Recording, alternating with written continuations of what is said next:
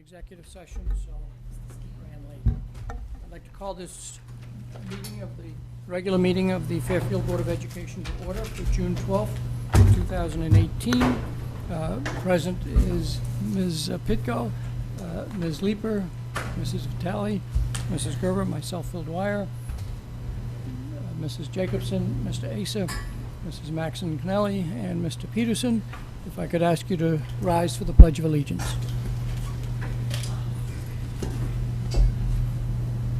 I pledge allegiance to the flag of the United States of America and to the republic for which it stands, one nation, under God, indivisible, with liberty and justice for all.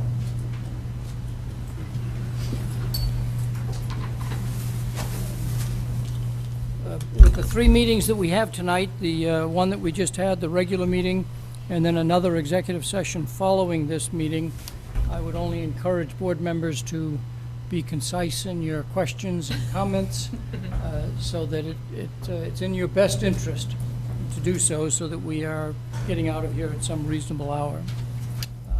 Having said that, the next item on the agenda is public comment. Any member of the public that wishes to come forward and speak on any of the business items on our agenda, please feel free to come forward and state your name and address.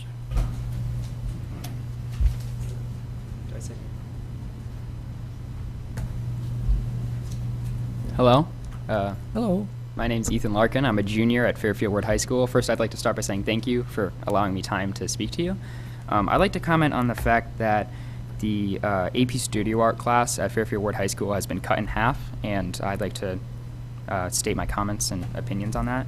AP Studio Art is the only AP level / higher level of education class for art offered at Fairfield Ward High School, and the fact that it's been cut in half is really disappointing because like a month ago, I was one of the designers of some of those posters, and I was talked to by you, Dr. Tony Jones, and our first selectman, Mike Tetro, and they said to me that they really respected art in our community and that they really wanted to continue investment into it. However, this recent move seems contrary to that, and I'm pretty disappointed in that move.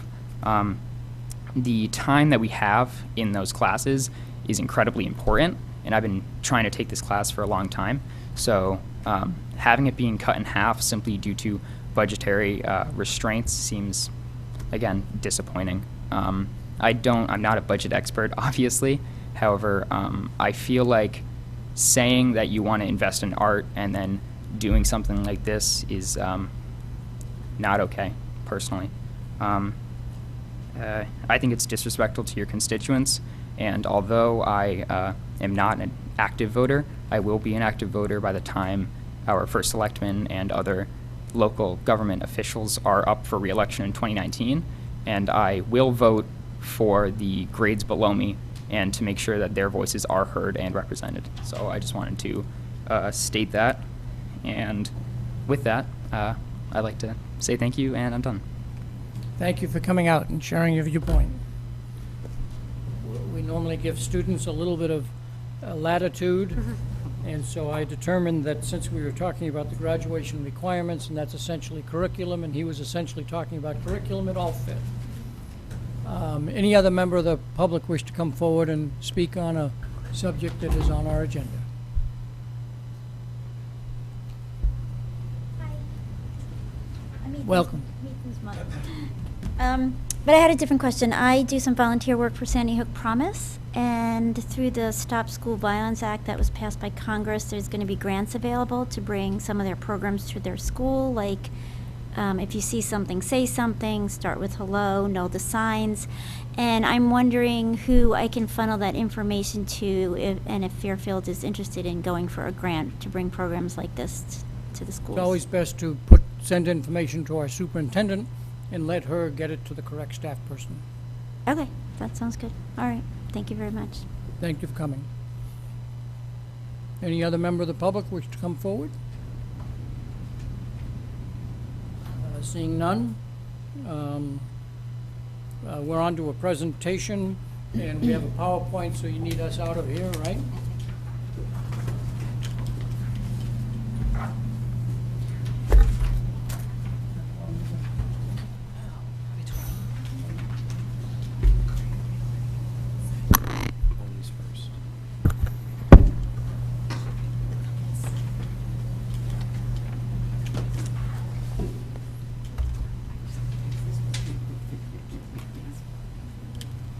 clicker? Or do you want me to click? You're going to start, right? Yeah. But I'm not very good on that computer.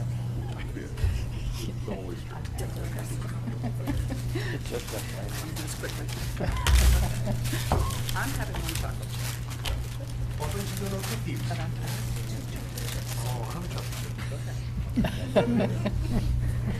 Picnic over there. He's carrying over there. And a chocolate.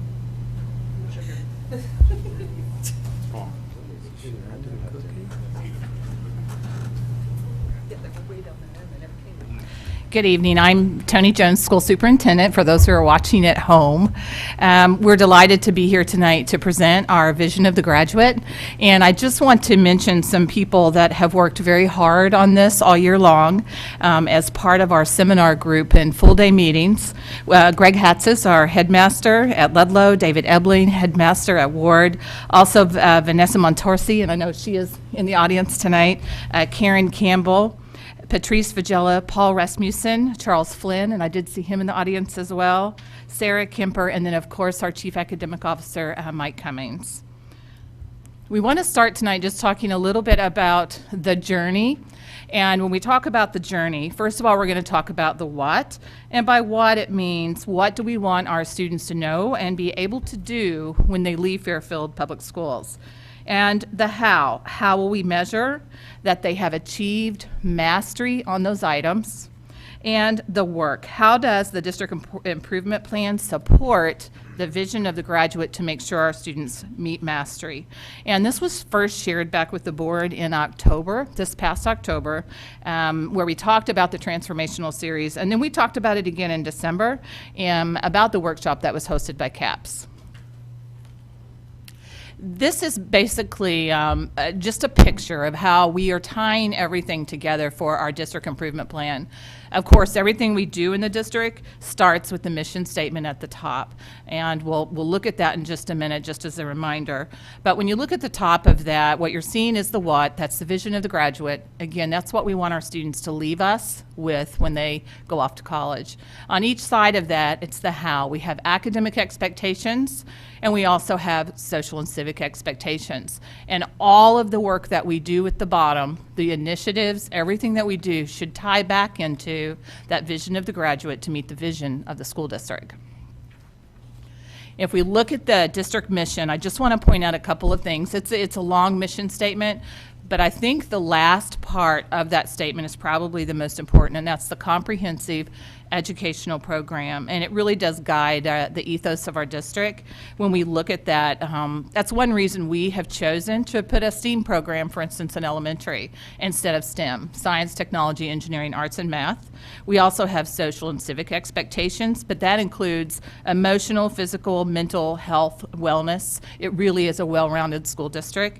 And when we talk about the A in STEAM, it really is vocational, unified art, fine arts, and you'll even hear about that tonight in the graduation requirements. So I'm David Ebling. I'm the headmaster at Fairfield Ward High School, and I get to do the what. This actually is our vision of the graduate. So after much of the work that Dr. Jones mentioned, the group proposed that this would become our mission statement, or the vision for the graduate. The fulfillment of the mission for all students pre-K 12 plus demands our ongoing commitment to realize the vision of a graduate, and all students will be these 6 characteristics. Often you see mission statements or vision statements written in paragraphs or sentences, and our group really wanted to focus on these 6 attributes of our students as they graduate from Fairfield Public Schools. Collaborators, communicators, critical thinkers, responsible citizens, innovators, and goal-directed, resilient learners. So someone would look at this and say, well, there's a lot of words out there. Why these words? Where did these words come from? How did it come you spent a whole year coming up with 6 words? And what did it actually represent? What kind of work happened along the way to get to those 6 words? And we're going to show you that now. When you develop something like a vision of a graduate, we wanted it to be as inclusive as process as possible. As you know, we have a lot of constituents in our district, students being foremost, and then, of course, parents, teachers, administrators, support staff, et cetera. How did we include these people in developing our vision of the graduate for Fairfield Public Schools? And what did we look at to get to that? As Dr. Jones mentioned, of course, we start with all things with the mission of the district. That came directly from the district improvement plan. You'll see some of those words that are in our vision of the graduate that come from directly from the district improvement plan. Our academic expectations that we've been working on for many years at both high schools, I believe when we came in December, we showed you some of the chronology of how we have worked on those academic expectations from 1999 to 2009 and even to present day, and some of those words are directly from there, as well as the social and civic expectations. You'll see those a little later, unique to the schools, because that's what I think makes Fairfield Ludlow High School what it is, and Fairfield Ward High School as well. And that included teachers, students, and parents. Our Systemic Transformation Series, which we referred to already, which was a team that went to Fairfield Public Schools. We'll talk a little bit about that, some of the words that came from there. Our community conversation with families. I know many of you were present on what was a memorable St. Patrick's Day morning in the cafeteria at Fairfield Ludlow High School. Some words from there as well. And then our district leadership team. If you recall, when I went back to the vision, we're looking at pre-K 12 plus.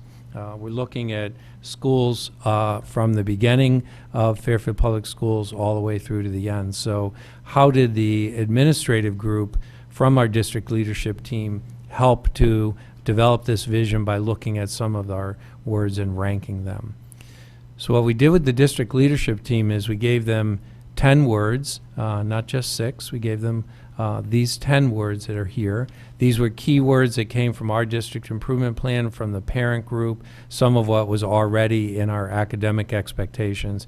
And we asked them to rank what they considered to be the 6 most important from the work that they do with their students pre-K through 12. So you can see how some of those words came up as well. So again, not the ones that actually ended in our vision of the graduate, but you can start to see some of the work and some of this very similar thinking from different groups that helped us to present those 6 words that we're going to end with. The community conversation, as I mentioned, on March 17th, we had about 60 parents, as well as some of the board members were there, some other district leadership staff as well, and building administrators. And we took the 60 members that were there kind of through a process, ending with what did they want for their children to graduate from Fairfield Public Schools. What kind of attributes did they want?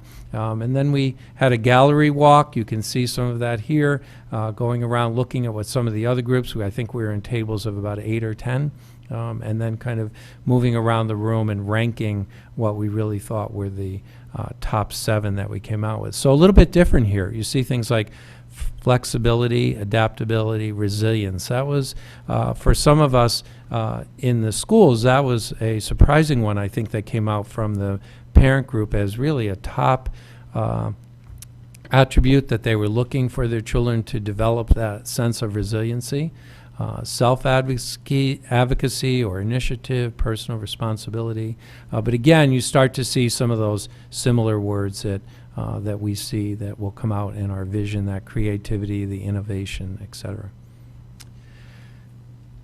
Dr. Jones identified the members of the Systemic Transformation District team that went to the seminars. We attended 5 seminars in lovely Cromwell, Connecticut, off of 91. 5 seminars focused on creating a district vision of the graduate and the systemic changes needed to fulfill that. So I'll look to my colleagues, but I believe there were probably about 20 districts represented there, all with about teams of 10 people. So it was a large group and a great kind of think tank, because you were able to build off of one another. They brought in, CAS brought in 2 national facilitators, Ken Kay, who leads Ed Leader 21, and Jay McTighe, who many of you may know from his work on backward design, understanding planning by backward design.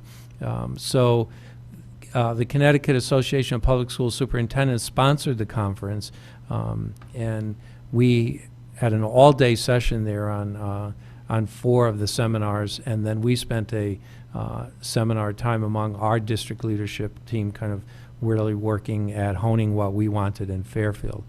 We connected it, obviously, to our academic expectation work already, and we needed to align this with our NEASC accreditation process in which both high schools are currently engaged.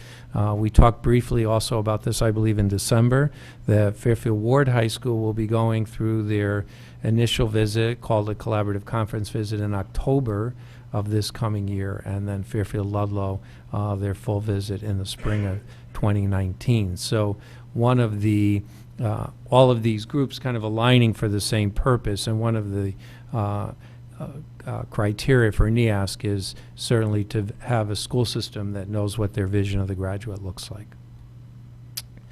Here were the goals of the transformation workshop: was to identify the stakeholder groups, which we've indicated to you that we've already elicited response from, and then determining the final vision. If you saw, I believe, Dr. Jones, and you'll see it again, portrayed the graphic of our vision of the graduate, and I wouldn't want to show you some of our initial attempts at that. We've come a long way. So certainly identifying some of our systems and processes, courses that we use to develop that. You've already seen some changes. You'll see some tonight. Things like the new graduation requirements that are coming in from the state for the class of 2023. Some of those areas, you've seen us do some work, for example, in things like reducing, or I would say actually expanding, not reducing, but removing that strict requirement of the CIS course to looking at other courses that fulfill our technology requirement for students starting next year, and working with our pre-K 8 group to allow for that system-wide alignment. So the vision of the graduate doesn't start in 9th grade. It's not just a high school requirement. Certainly it's something we want for all of our students. It will look differently, but it certainly we want for all of our students in pre-K 8. And Mr. Hatsis will talk about the how. Thank you, David. Greg Hatsis, headmaster of Fairfield Ludlow High School. And you know, David mentioned the logo, or the picture. We've always had a lighthouse. We knew we had to have a lighthouse, so we're happy that that stayed in. So the two main ways in which we will be demonstrating that, or our students will be demonstrating that they've met the vision, is through the academic expectations and the social and civic expectations. And you'll notice on the previous slide that it said PK to 12, and one of the things that I wanted to just point out is that although these were generated with stakeholders that were connected more to the high schools, as we shared them with our colleagues and as the central office staff shared them with our colleagues in the middle and elementary schools, what we saw was a real engagement and excitement from their part in saying, now we know where this is all going, and this is what we can articulate to our teachers and our students and our parents. And they immediately started brainstorming ways in which they could create versions from the middle and elementary schools. And I think Mr. Cummings will be talking a little bit about that. So it is a PK through 12 plus vision. The other thing, you'll notice this phrase, reflect 21st century skills. We have sort of a running joke. We're already 18 years into the 21st century. Can we figure it out yet? And I think tonight what's exciting for us is that we can put this phrase to bed. It's been, a part of our language for a long time. And really what it even, a lot of people say, well, what does it even refer to? And I think if you look at the vision of the graduate, that is what we're talking about, okay? That's what has always been, some version of those things have been referred to as 21st century skills. But what's important is that they reflect the rapid change in our society that we are all, experiencing, whether through technology or information through technology or whatever it might be. There is just this rapid change. And one thing that you'll hear, I think there's a video we'll be showing you later. Part of the point of creating these skills for students and asking them to demonstrate them is that we are trying to prepare our students for jobs that we don't even know exist yet. So what are those types of skills that will help you achieve those goals? And obviously, you have all been exposed to these multiple times, but for the audience at home, the academic expectations are very instrumental in guiding our instruction and assessment, and they will be met through the successful implementation of our curriculum and strong instructional practice, which we're always working on and honing our skills on.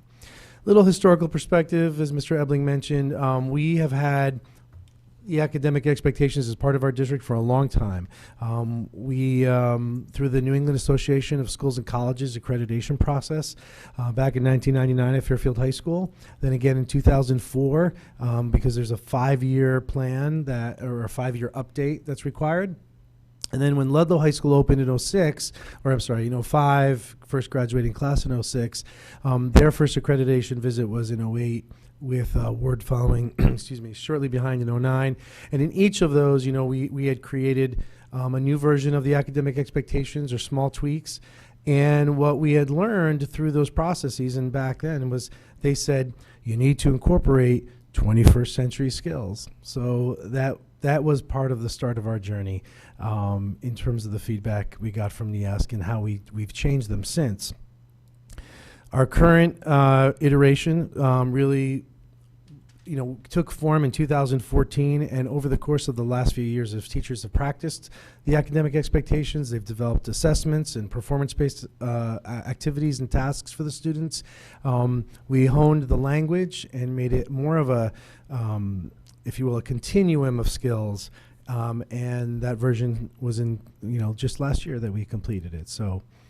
And now we are, and here they are. And I know you've seen these many times, but one of the first things I'll point out is just, if you look right at the top line, basically there's, 2 main strands. There's the critical and creative thinking, and then there's communicating and collaborating. And once again, you'll see all 4 of those words in our vision of the graduate. So these are tied together intricately. And the explanations that are below basically take those terms and help define them more specifically. So if you're just, you're saying a vision of the graduate, what is a collaborator?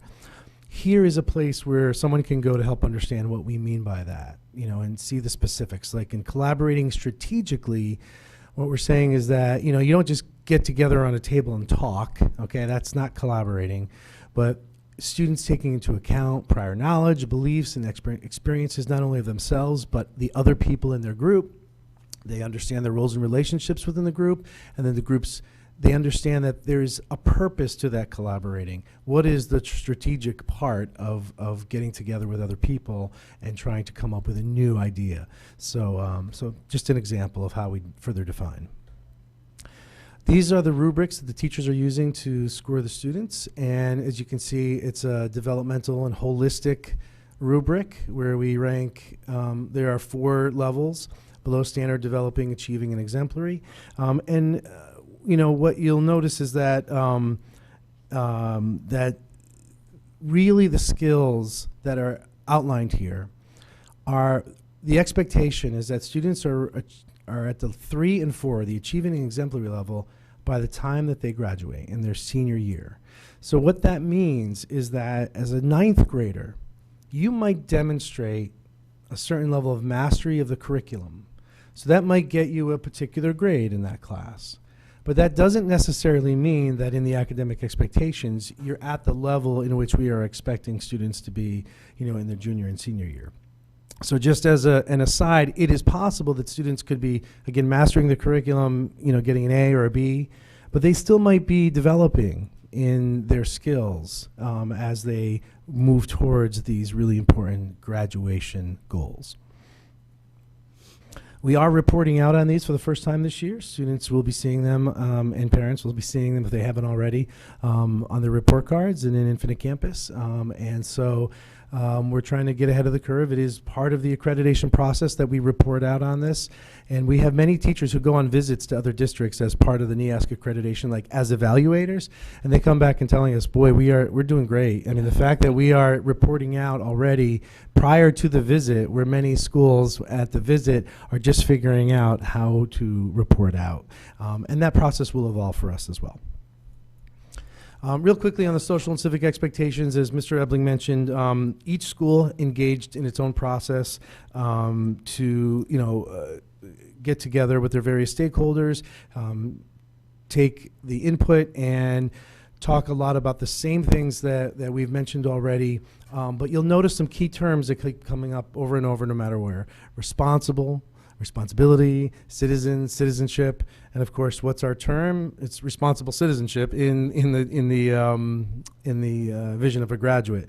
You also see the importance of community as well, or the world around you, and these common threads, even though that these were developed completely different places and in different locations and with different processes, really they still come back to the same things, and those threads are what are exhibited in the vision of a graduate.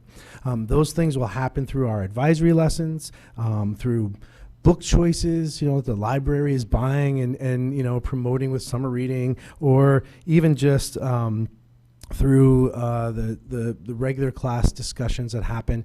This will happen with programming that we do with the students. So these will show themselves in many ways in the work that we do with our students. Just a quick example of how very recently you had a school help sponsor a pump for water in an African nation, and exhibiting that this really is a global society that we live in, but at the same time we value very much the contributions right here at home to our local community and the ways in which we interact with each other every day. So both of those strands are part of this work. Good evening, I'm Mike Cummings, the Chief Academic Officer, and I'm going to speak tonight about the work that's involved now essentially in operationalizing the academic expectations. Our headmasters have spoken to all the work that's gone before this iteration that you're seeing tonight. It's important to remember that most of that work, and rightfully so, has been at the high school level, but never have we approached this work as that's where, as Mr. Hudson said, that it would actually begin in 9th grade. The ownership of the academic expectations, and in some degree we're paralleling a conversation we can have about the graduation requirements, the ownership of those is a pre-K 12 plus ownership. So our work begins on preparing students to meet these expectations when they enter our school system. Everything is tempered by the fact that it's developmentally appropriate for the age level and the grades in which students are engaged in the work. But beginning students at an early age in the type of expectations that the academic expectations hold is important. Now, making that happen is going to be much of the work of the district in the next few years. So as you can see, these are essentially the work that we have to go ahead at the high school. I won't read all of that to you, but I want to point out a couple of things. The first bullet refers to the fact that as we begin to look at the academic expectations and we see where opportunities exist for those to happen in classes, we have a responsibility now to make sure that all students are going to have an equal opportunity to be part of those academic expectations. So they have to have equal opportunities at all 6. We've got to look at the distribution of those in core classes as well as electives. We have a responsibility then as we work with our teachers to give them the necessary professional learning opportunities to engage in what those academic expectations require, to have conversations with each other about the work they're seeing from students.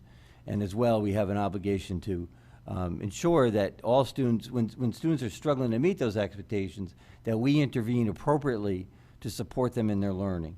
So what does that look like? Essentially what it does is it begins to guide an SRBI model at the secondary level, both middle school and high school, identifying where students are where the gap is between their achievement and the expectations, and working with them to fill in that gap.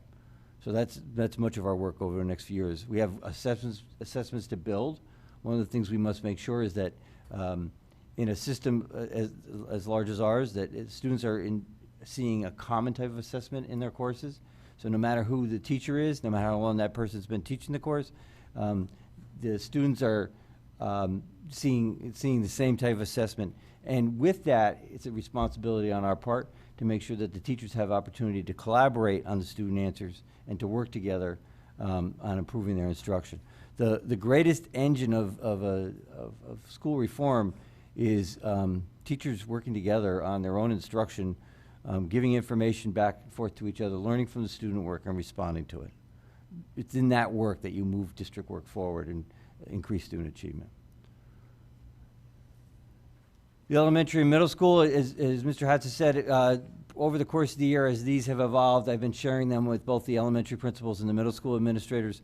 There is it isn't an understatement to say there's a lot of excitement in the ranks around what these academic expectations offer for our students and the potential for we as a school system to align behind them. So as it says here, both the middle school and elementary have identified a need to think about what that academic expectation looks like in an 8th grade model and in a 5th grade model, and then to begin to work through that model, again, educating our staff, but beginning to think of the assessments that are needed that we can help make sure students are on track to achieve those things. And again, they'd be developmentally appropriate. And again, similar to the high school model, what you'd be developing in an 8th grade one is an 8th grade expectation that 6th grade students would begin to work with.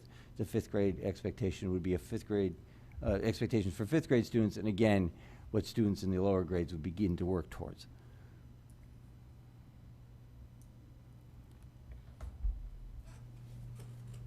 The district improvement plan, as you know, is organized around these essential areas. So without going into detail right now, we have in support of the academic expectations across the district in pre-K-12, there's elements of this that really take place across the district improvement plan as well.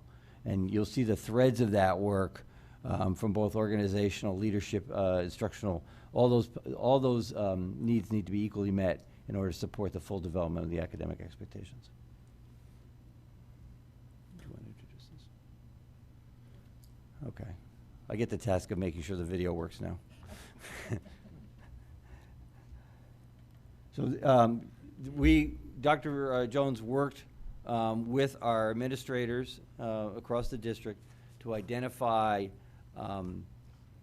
circumstances over the last few weeks where our students were fulfilling the vision of the graduate. The work, again, I think it's important to point out that while we're putting in words what we expect of our students, this work has already begun in many ways, and now our work is really to unite behind it. So, what do we do here? That's not what I wanted to do.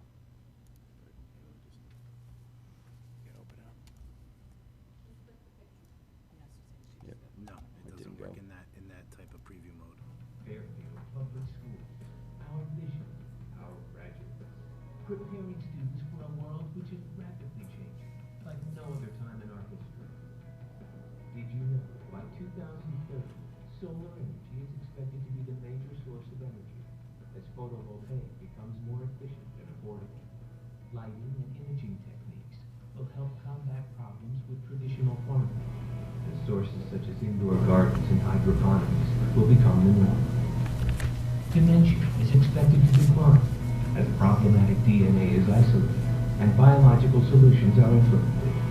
We already have driverless cars, robotic pharmacists, and implantable technology like the cochlear implant, changing and saving lives. Contacts have been designed which monitor glucose levels for diabetics.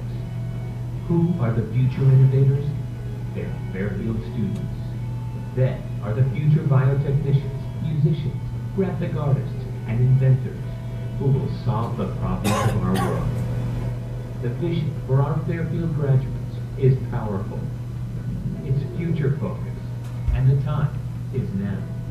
We are preparing students to communicate effectively with others, to be future collaborators, and solve complex everyday problems.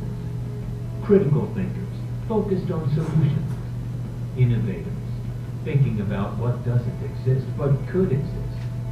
Setting goals, and having the resiliency to persist. Our vision is to foster responsible, well-rounded citizens who go out and make a difference in this world. Fairfield, vision of a graduate, planning for future jobs that don't exist right now, and a generation of people who are going to make this planet a sustainable, positive, and thoughtful place. Fairfield Public Schools, vision of a graduate, our vision for the future.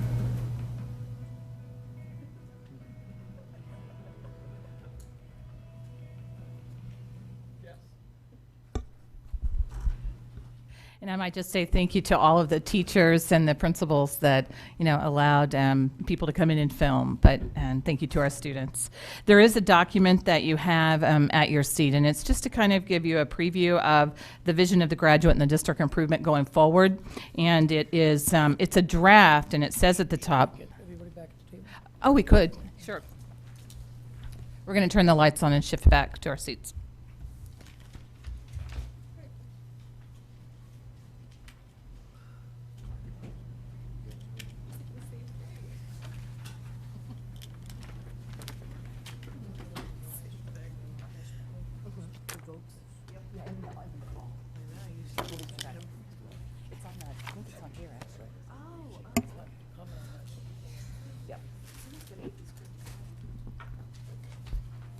Okay, so we're back at the table. Yes, thank you. Continue, Dr. Jones. So the document that you have in front of you is kind of a preview. Usually you would wait and see this in the fall, but this is the work that we will be working with our district leadership team through in the summer when we have part of our advance. And it really is to continue the work of the district improvement plan. When you look at this document, we've tied some of what you saw in the video, again, appears in here just so that the logo is there, the words are there, the graphic that helps us understand how we tie everything together. But then what you also see is the staff work plan. And in the instructional program, you'll see where there's 17, and it's on page 5, the 17 key implementations. We're going to tie all of those to communicator and collaborator, critical thinker and innovator, just to make sure that the work we're doing is connecting to everything that we're saying that our students should be able to do in the vision of the graduate. And our district leadership team will be looking at this again at their advance in August, and probably have tweaks before it comes back to you. And tonight the board does look at a draft calendar, and it's on the calendar as part of the superintendent's report, district priorities, that would come back on August 28th to you after we've had a chance to work on it this summer. And presumably, we'd vote at it like we traditionally do, here at one meeting and vote at the next meeting, based on where the board is interested. Anything further? No, thank you very much, and thank you to the team for that worked all year long, actually, on this. It's really kind of interesting that it took a whole year to get 6 words. But was so much debate and just which words, and as I see Charles sitting out there, I still remember a statement he made. We debated forever, do you put a statement underneath each word about what to define the word? And I loved what he said, because he felt like, he said it would actually limit creativity for our teachers. And so we left the words. There's 6 words for our teachers also to be able to interpret how they feel and what they can do in their classrooms. So it was a great, I think, a great year for us to kind of tie it all together. Questions from the board on the presentation and the document? Mrs. Gerber. Yeah, I guess this would be for either Mr. Hatzis or Mr. Ebling. Just with the numbers that are now showing up in Infinite Campus, the 1, 2, 3, 4, because I did actually notice that. And for one split second, I was like, what is this? And then I was like, oh, that's right, I remember. But I know that there have been some parents who have been confused, and I know that information did go out, but are there plans to kind of remind parents a few more times and maybe have something on the websites or send out another thing on Infinite Campus, just because I think there is still some confusion from some parents who I'm sure got the email but just got lost in the shuffle. So Yes. okay, thanks. Other questions or comments from board members? Mrs. Maxon Connelly. All right, a few. First of all, to Dr. Jones, just so I'm clear, and I apologize, I was organizing papers, and so your comment about the memo Yes. in front of us, and again, I apologize. What is it that's contained in here again that we're looking at in August? This really is the draft, and this will be the update for our district improvement plan, and this is the work plan that outlines for 18, 19, 19, 20. What is it that we're going to focus on? And when you get to pages, let me me just find, page 5, you'll see where it has the staff work plan. It takes like instructional program, which has been in our district improvement plan the whole time. Now we've broken that apart into communicators and collaborator, critical thinkers and innovators, so you can see the work that is supporting the actual vision of the graduate. And I know in here, I was just trying to find it, there is something also on parent communication, which goes along with academic expectations, because we know we need to continue to have those community conversations so people understand it. So is this purely a matter of organizing it differently, or are some of these points different? Well, most of what's in here is different. I mean, if you look at what we have in the budget as far as something like critical thinking and innovators, implementing our STEAM program, if you went back 2 years ago, that wouldn't have appeared anywhere. That was part of our discussion this year. That was an outgrowth of, speaking with elementary principals, what are the needs, what's going into the budget. And you can find things like that woven throughout all of the work plan. So I guess I'm unclear, and and if we're going to be voting on this, or is it August will be a more formal presentation of Yes. what's actual language changes? This as an early read. In Okay. August, it'll be a first read. In September, we will vote. So August, it will be clear, here's old language, here's new language being proposed. Yes, somewhat, yes. I would say, I'm not sure that we'll go line by line on old language, new language, because some of the old things we've already marked off, and we did that this year, Right. because so much of it was already completed. And if you remember that whole data section, when we did our data presentation in October, the entire team changed that whole presentation in making it more about the work that was actually happening in the classroom and not just the numbers, which we got great feedback on that. So you wouldn't see that old section come back again in August. But you'll see things we've been working on in here. Right. I mean, really, academic expectations we've been working on, for the entire time of the improvement plan. Okay. All right. So, okay, going through my questions. First of all, and also in that same memo on page 1, excuse me, where it says mission, long-term goal, and educational goals, and those 2 points in yellow. So should I assume that this is going to come to policy? Because this is actually policy 0200, so. Right. Yeah, it does mention that in the memo section, because that's why it's in yellow, because that is in policy, and it's really that debate, does the board want us to bring it back and update that from the policy in the fall? That's why it's in yellow. We thought it was probably important, and Mike and I had this discussion, that as part of our educational goals, given all the work that we've done and where we are, that we would want to say that mastery of academic expectations is a goal, and also to perform at high level for social and civic. So that will be work for the board. Okay. Then back to the slideshow. Let me just find the questions. Sorry.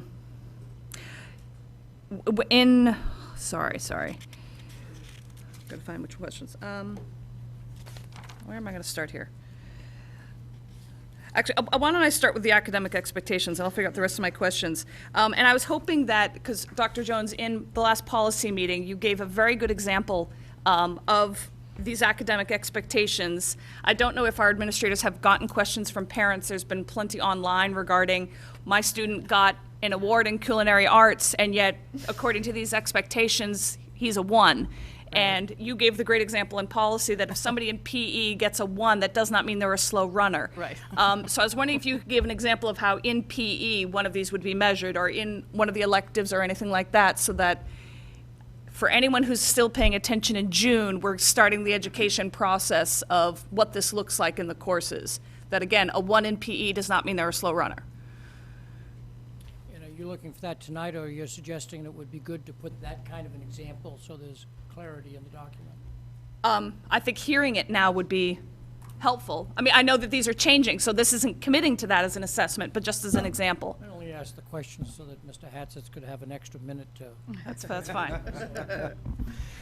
So part of our process with the teachers, when we first started to ask them to implement these in this class, in their classrooms, what we did is we sort of went whole hog, if you will. We asked them to look at all six indicators within it, develop performance-based assessments around those 6, and start teaching the skills of the students and assessing them. The feedback that we got that year was that it was, too much too soon. And, basically what we did is in order to help everybody focus, we scaled back and we asked the teachers to maybe pick 2 or 3 academic expectations for their classes and really do them well. So each department then would, took it upon themselves. And so, I don't want to focus only on PE, but, in any area, as they started to say, here's what the rubric says. These are the lessons that we teach around those skills. These are the assessments that we give in order to assess kids. Those conversations, were happening with students, all throughout this year. Getting any particular score, and, if it's a one that we focus on, could be a variety of reasons. In PE class in particular, if they design an activity where students had to convey ideas, maybe it was to explain a process to their peers in order to, serve a badminton birdie well, those types of things. They were taking the academic expectations and translating them into their curriculum. So one might be reflective of a student who decided they didn't want to engage in that process, in March of their junior year or senior year or something. It could be that they were still struggling to understand fully what was being expected of them.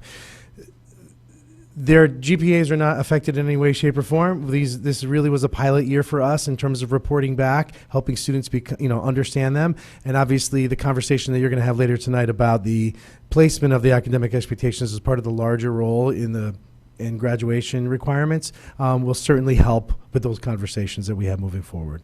Which is exactly what my next question was. So just to, I'm sorry, Mr. Ebley, did you want to? No, I was just going to say, you might see it somewhere too in PE with something like fitness. So let's say they were looking at exploring and understanding and developing a fitness plan tailored to themselves. So they were exposed to a number of fitness plans, but then they were going to look at research and methodologies and develop one personally for themselves, lifelong skill that they might want to have. And then if you look at our rubric in some of these areas, much of it is with limited support, continuous support, independent learning, so that might be a way that you would see something like that measured in PE. Thank you. And then just to confirm for the board, because these academic expectations we're referencing right now, that was that 0.5 mastery-based assured skill experience where these 6 were named. And so just to be clear, on the transcript, what ultimately is all that would appear is 0.5 credit. So those numbers, to make sure I'm clear about that, those numbers will not appear. They have no impact on GPA. It is solely for the 0.5 credit. So yes, if they achieve a level on the rubric. That's correct. Then they'll get the 0.5 credit. So that's how you would know. They would That's right. achieve, achieving or exemplary. Okay. So that was that question. And out of curiosity, how do you assure, as you're building all of these assessments, that they don't get passed down from one generation to the next, from one grade to the next?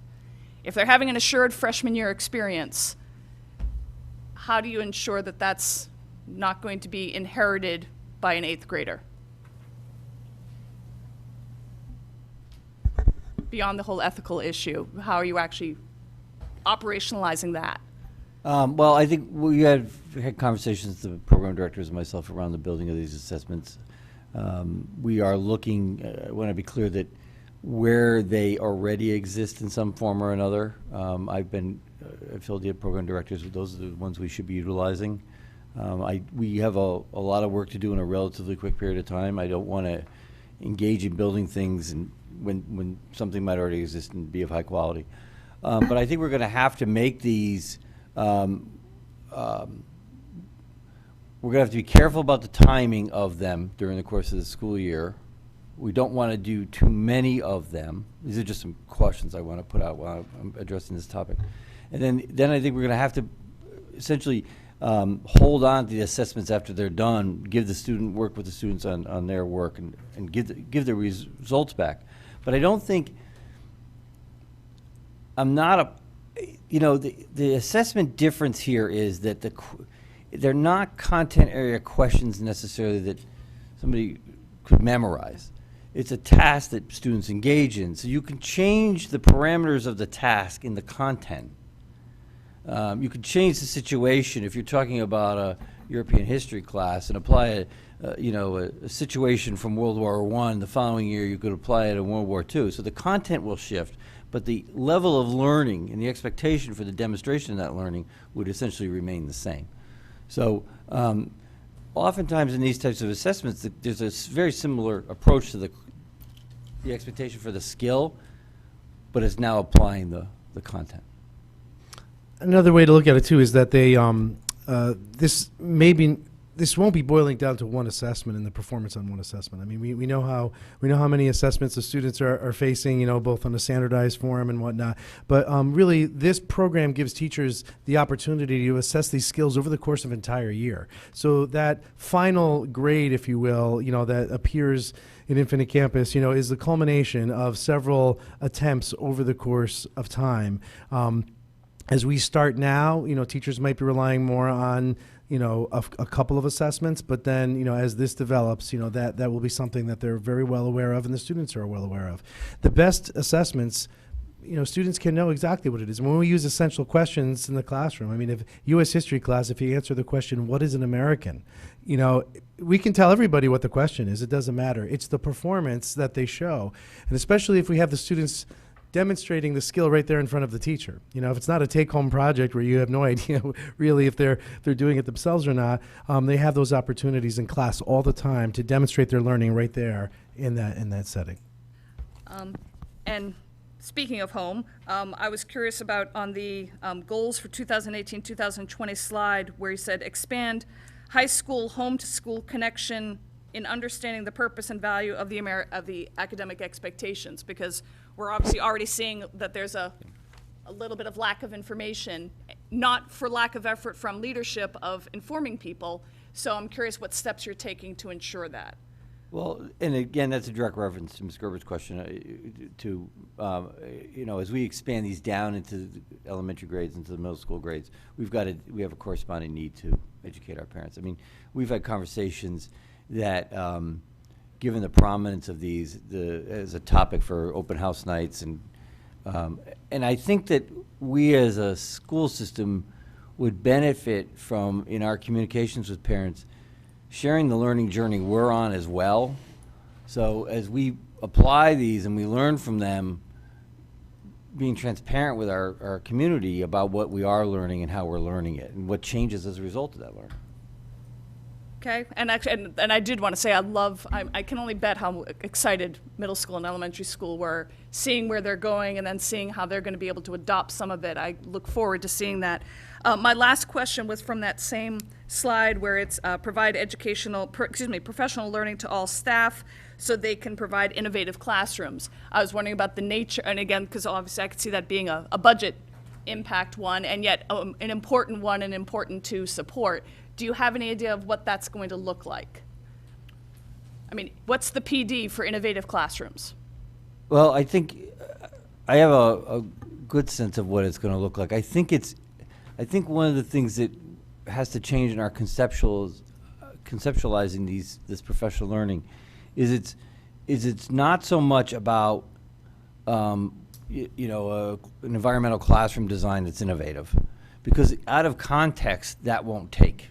Some people may naturally gravitate to that, but out of context that won't take.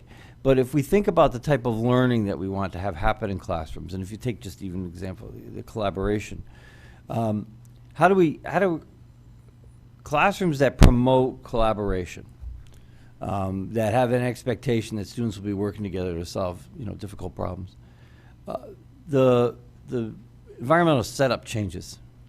You see this already happening in our elementary classrooms in many districts, where the traditional desk format is going away and it's been replaced by tables.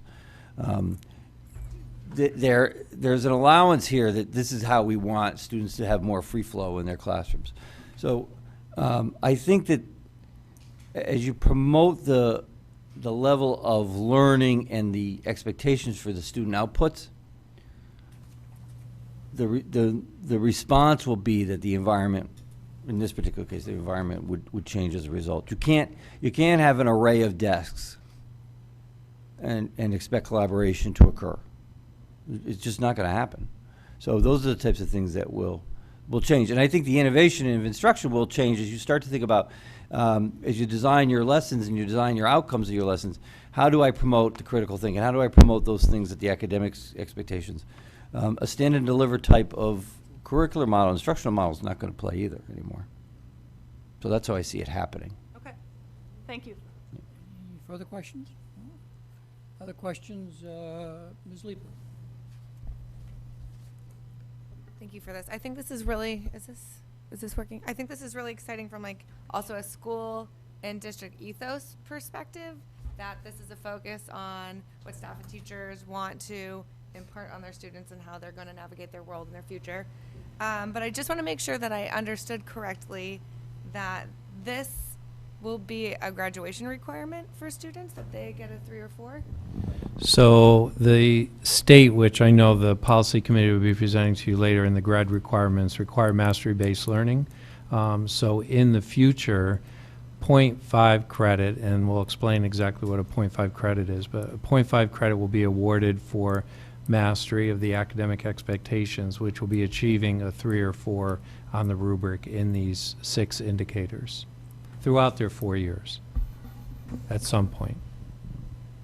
This might not be the right time to ask the next question, so should I maybe If you're going to relate it to the high school graduation requirements, you're Yes. correct. Okay. It's not the right time.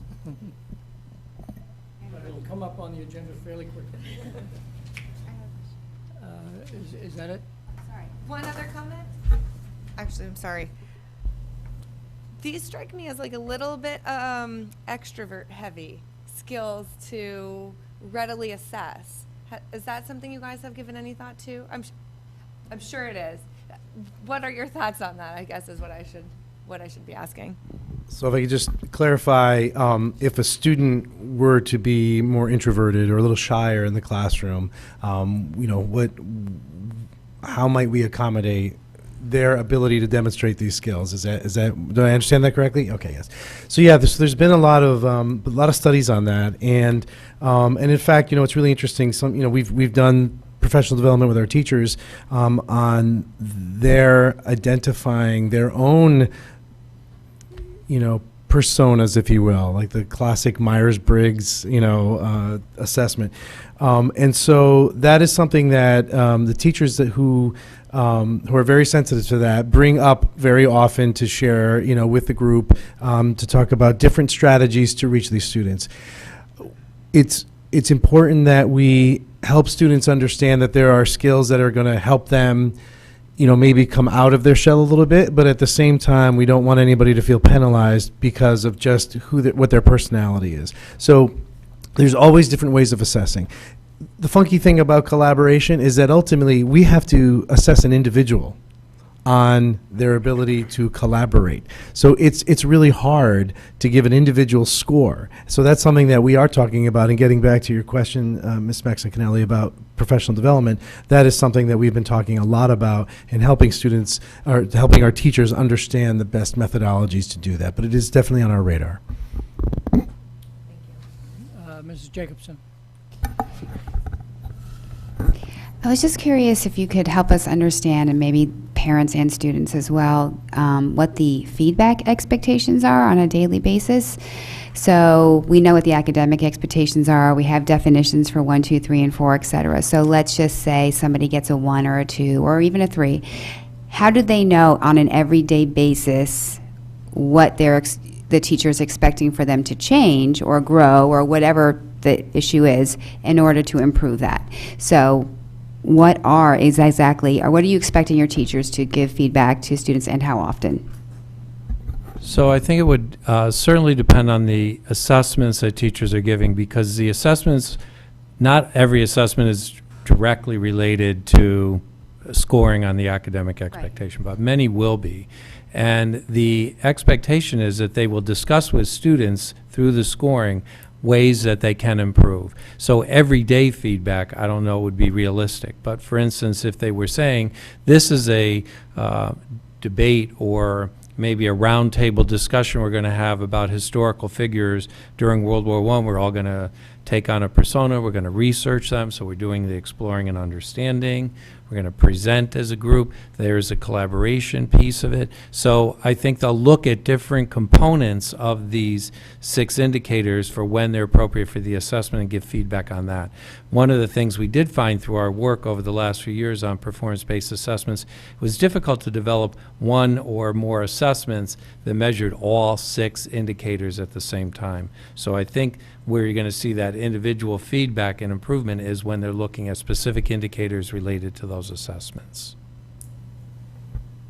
So there's no, so just so we're clear, there's not any that we can tangibly say once a week, twice a week, 3 times a month, whatever it may be. It's just going to vary depending on the class, what they're doing in particular. So they can't necessarily expect everyday feedback on these. I would say that's true, correct.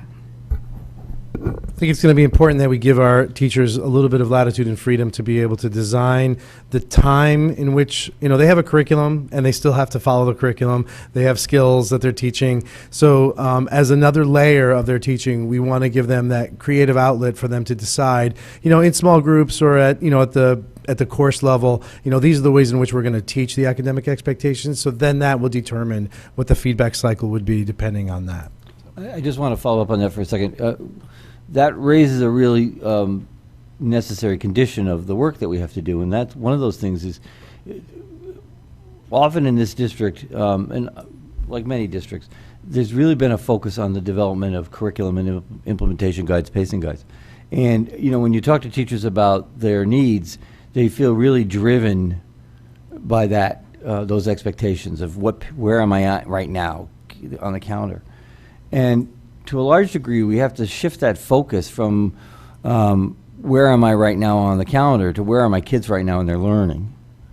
And to add a piece to Mr. Ebling's comments, it's important that the teachers not only give the feedback, but they are able to help students overcome the challenges they might be facing in growing from a 1 and a 2 to a 3 and a 4. And that takes time. So we've got to shift to some degree our focus on the outcomes of the learning being about the student, not the outcomes of learning being I completed the book, which is a vast overstatement, and I apologize. But that's exactly what we have to do. Yeah, that's why I raised the point, because I do feel like meaningful feedback will take a lot of time on these and will be necessary on a very frequent basis for students to understand that growth and how they can move forward.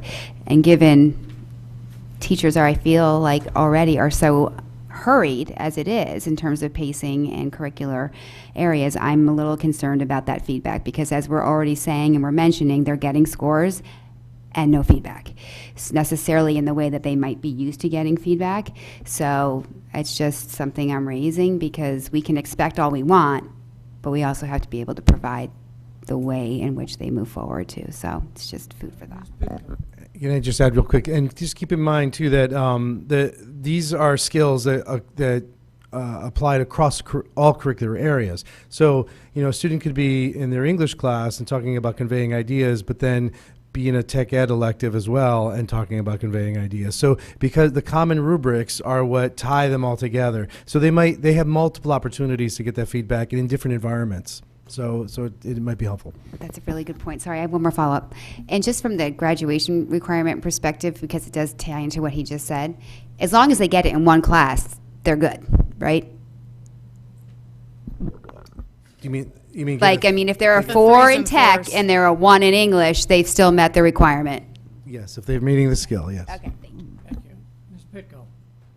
I just wanted to piggyback on what you were talking about. I think one of the biggest components for students as they start to learn about acquiring these skills, the 1 through 4, is maybe a student self-assessment and creating goals to get themselves to be critical thinkers or to collaborate. When you're talking about introverts, they don't even understand that they have the ability to collaborate or to do some of these. That's a really important point and an underutilized strategy. Mrs. Vitale. Since we're talking about students, can you just share the process that you went through to get student feedback for the vision of the graduate? What types of things did they think they should know or be by the time they graduate? So we had a focus group that met several times. We looked at our current, core values that both schools have an acronym. We call those our core values and our beliefs of learning.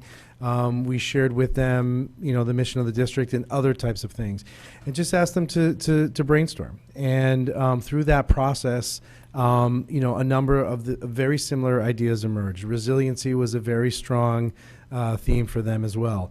Being responsible citizens. They are, as we have all seen over the last year, a huge shift in that focus on civic engagement. So that's been a common theme through this year anyway. But I think that where their vision was a little bit different than ours, was that they reminded us that that their world is different than the world that we lived in. I mean, I think we see that, as adults and as parents, but when they can articulate the ways that they connect with each other and the ways that they were able to learn about the world that was different than most of us growing up, that really shaped that need for that global perspective, especially in the social and civic expectations.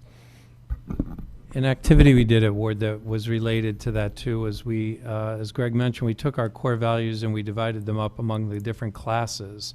And we ran an advisory period over that on a couple of times where we asked the different homerooms to identify and define those words for us and what they meant, and use much of that language also. So it was through like freshman to senior feedback from all. And just one suggestion, maybe you should ask students to go home and explain this to their parents and see what good communicators they are. Should we score them on that? What kind of communicators they are, or what kind of listeners their parents are. They are, exactly, and how we can collaborate with them. Mr. Peterson. I have a few small questions that I think I'll follow up with email just for time's sake, but a broader comment relates to a lot of other kind of material, curriculum material that's come before the board recently. I noticed one of the things, I think this is great work, actually, and I think that we talk about 21st century skills. These are really evergreen skills. I mean, these are positive life skills that can apply almost anywhere, which made me think that the final video and the discussion about preparing for jobs that don't yet exist, very tech-heavy video, was a little jarring. There are a lot of people who are preparing for jobs that exist now. Are we not preparing for historians or writers? We had an AP art student here. Entrepreneurs, teachers. I mean, there's a large, and I worry that if we put the emphasis on we're creating renewable fuel, we're doing hydroponics. I didn't see a single real representation of art there, even though we're going through a period of technological change where, you may be able to collaborate over the internet. You may be able to use 3D printers. There's a lot of technical tools, but and these values are important in those fields as well. But I would be concerned if, by the presentation like that, we minimize those values. So just to throw that out there. Anything else from board members? If not, I just have two comments. One, I presume that the vision of a graduate was being developed at the same time that the high school graduation policies were being developed, and that the fact that we'll vote on the high school graduation policies in June, but not this document until September, that you don't see any lack of conformance between the two. No, I think that while there's certainly a support for the vision of the graduate within the graduation requirements, the vision work is broader in its pre-K 12 plus scope, and I think is, to state the obvious, more visionary. And just a simple yes would have sufficed for me. I know, but I'm working with it, yeah. Dr. Jones. Yeah, and I would say, I think when you look at the graduation requirements, we still have English. we still have history. But how is history taught? How is English taught? That's what we should see really start to transform in the classroom and the way that teaching and learning is transforming to be 21st century. And second, I always get concerned when there's a document called the District Improvement Plan where we'll be in year 4 of the document. And then we have this document that says, and here's where we're going forward, at least for August. I would like to have a better understanding of how they complement each other, what from the old document has been accomplished and it's kind of off, what from the old document is being carried forward, so that we, at least for me, I can clearly understand how the two relate to each other, if they do at all. But essentially, I believe for the board members that we said at the end of year 3, and especially because of our new superintendent, we were going to take a strong look at the district improvement plan, and at least I take it that this is kind of the result of that look and where we're going forward.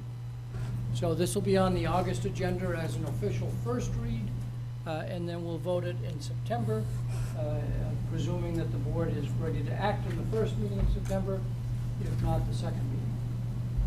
And clearly, if you have questions, as Mr. Peterson does, please do ask the staff over the summer so they can use those questions to help refine the document. Staff or Dr. Jones?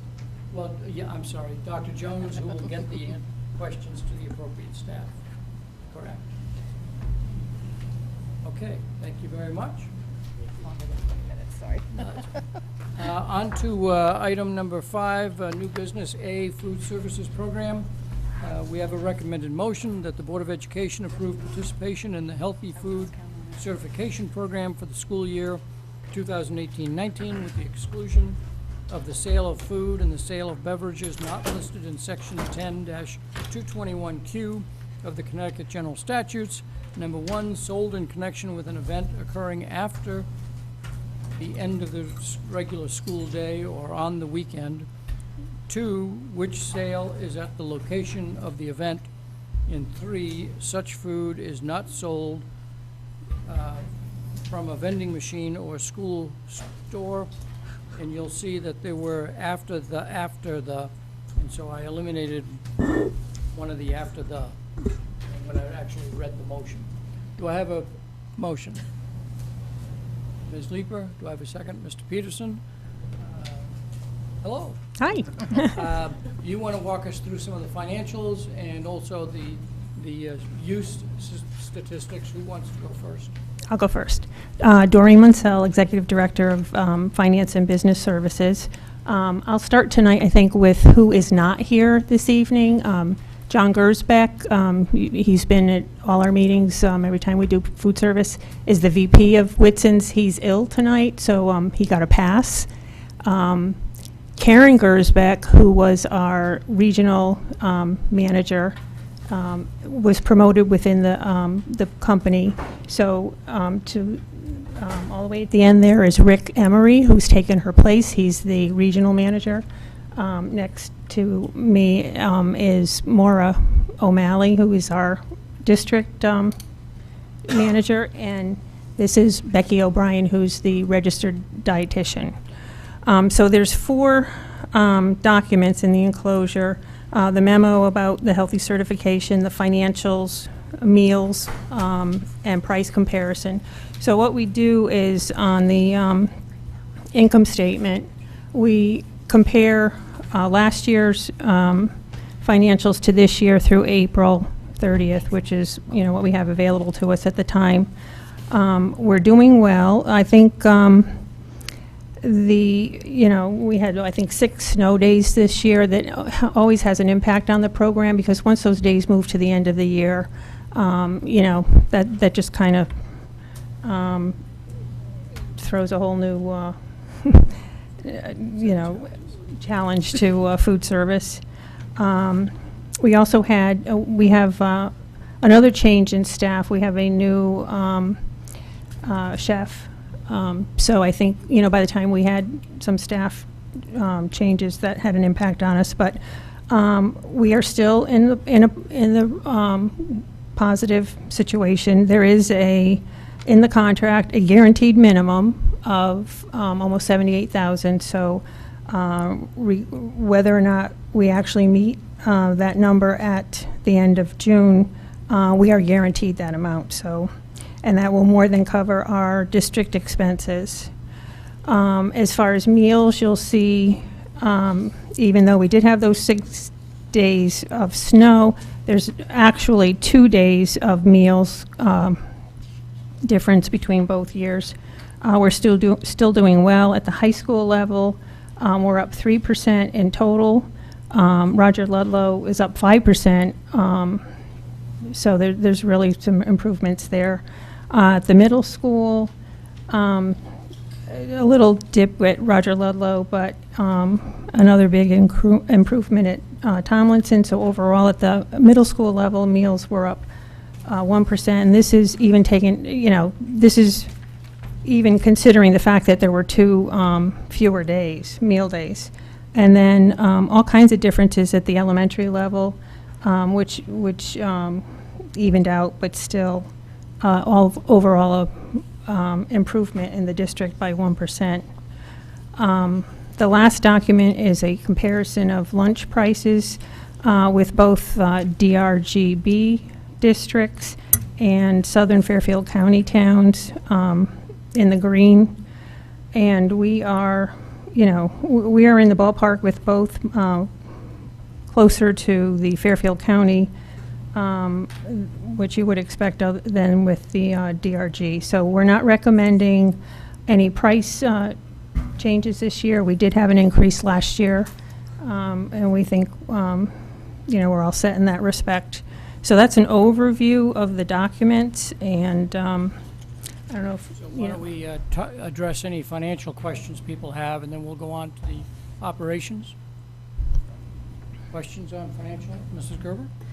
Yeah, I just had a quick question. I wasn't sure if this was a typo or if there was something. The average daily enrollment for the high schools for this year is a lot lower than last year, but I just looked at our enrollment numbers that we have on our district website, and they don't match up with this. So I was just curious how you got that number.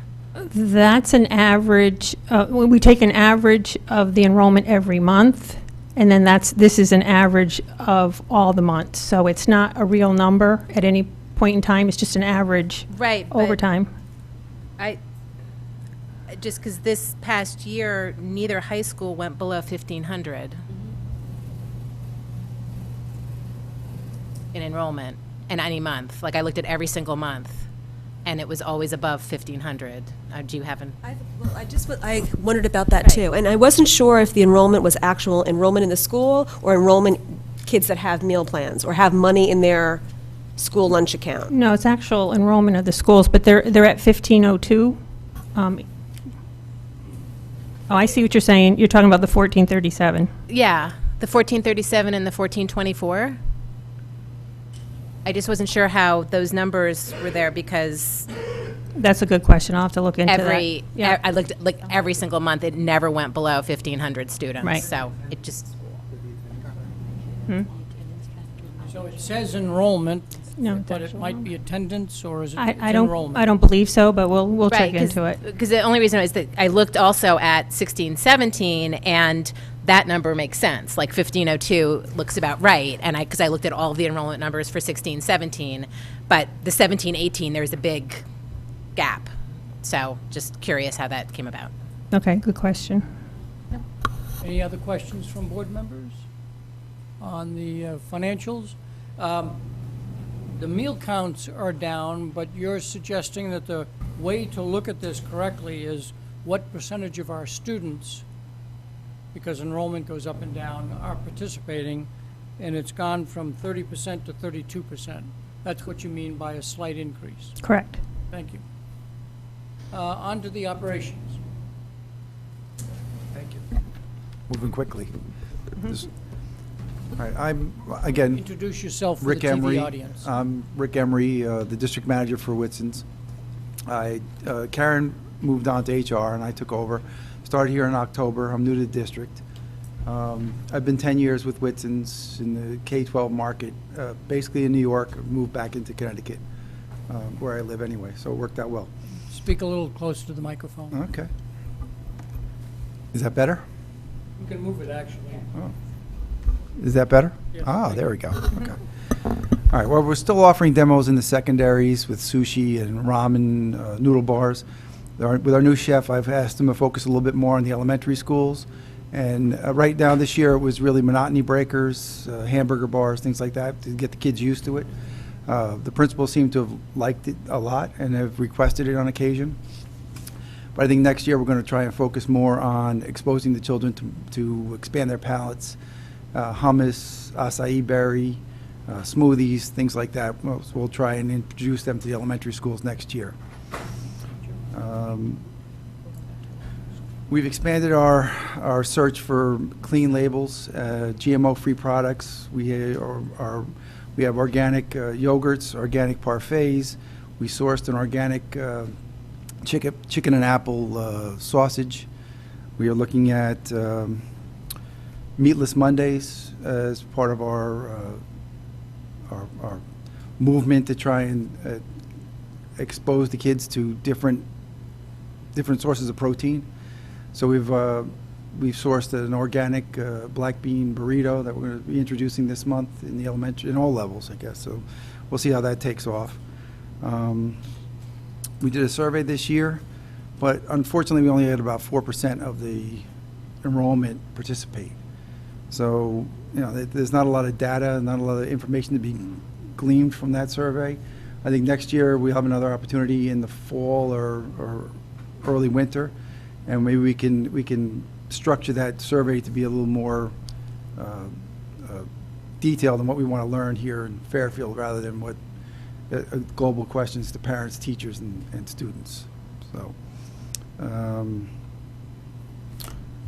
And the comments, you know, there are always going to be comments about we don't want chocolate milk in the elementary schools, and there were comments, they were offsetting. You know, one parent or child liked pizza, one parent didn't. And so overall, we had 385 participants in the survey, in the whole entire district, and our rating was about a 3.2 out of 5 as an overall rating.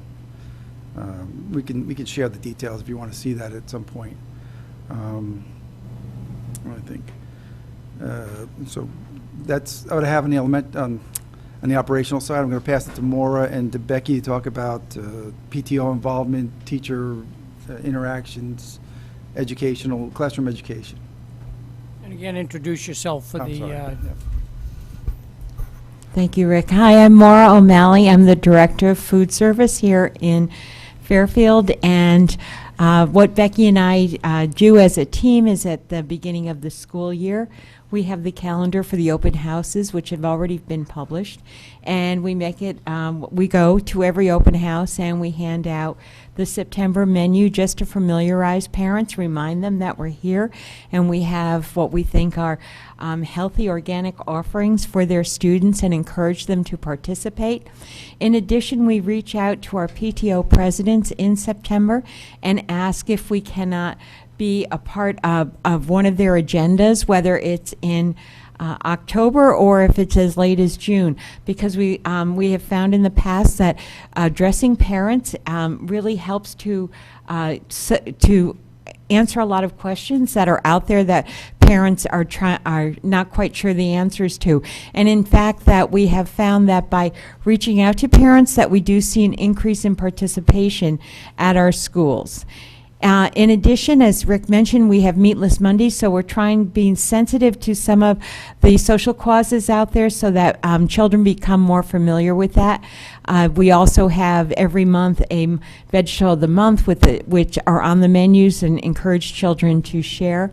And then Becky, who is our registered dietitian here in Fairfield, we work in collaboration with our school nurses, and we identified children through referral services. Our nurses are very familiar with Becky and myself, and so if they have a student that comes in with a medical condition that has to be addressed in their diet, Becky sets up a consultation and works with the parents and our managers, and I'll let Becky talk more about that.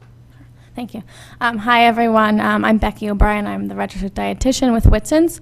Talking about specialized diets and gluten-free diets in particular, what we try to do is to give every student an equal opportunity to participate in our meal program. So when we do get referrals from nurses or physicians, we will reach out to the parents and meet with them and figure out what are some things your student would like to eat, as well as what things can he or she safely eat.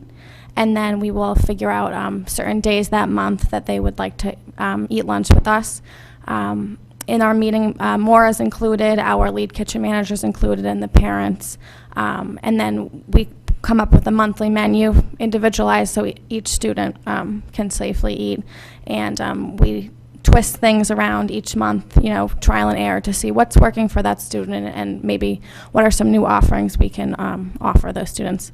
Additionally, for classroom education, what I do in Fairfield is I reach out, I work alongside of Lori Mediate, the health coordinator, to offer up nutrition education lesson plans to these students and to the teachers. So I was able to offer 3 lesson plans this year. The 2nd grade lesson plan that I offered was the importance of breakfast. The 3rd grade lesson plan that I offered was my plate and food groups, and the 4th grade was how to read nutrition facts labels. So every year that I've been at Fairfield, I've tried to introduce more lesson plans and reach a bigger audience. Thank you. Anything further that you wish to present? No questions? Mrs. Gerber. Yeah, I had a question about the survey. I know that some parents had issue with the survey because basically if your child doesn't eat hot lunch, you were exited out of the survey, which is probably one of the reasons why you had such a low turnout, because I tried to do it and I got booted off after the 2nd question. So I think moving forward, it would be really helpful to, be able to find out why. I mean, if we're saying we have, it's gone up, but it's still 32%. So it might be helpful to understand why, what are, and some, it might be any hot lunch that they might not want, but there may be some things that have changed or that they would appreciate or, might want to explore having hot lunch if there were some changes made. So, but obviously you won't know that if you can't answer the survey. Well, this was our baseline, so we tried, and now we know what we have to fix for next year. So we have the opportunity in the fall to change the questions or set up any particular order we want to, because right now there's a separate set of questions for parents, children, and teachers. So I don't know if those questions need to be separated here, or if you just want to have a general set of questions for everyone. Right. I just It's think it would be different. helpful just to, because there We'll are talk through two sides. So, Okay. thanks.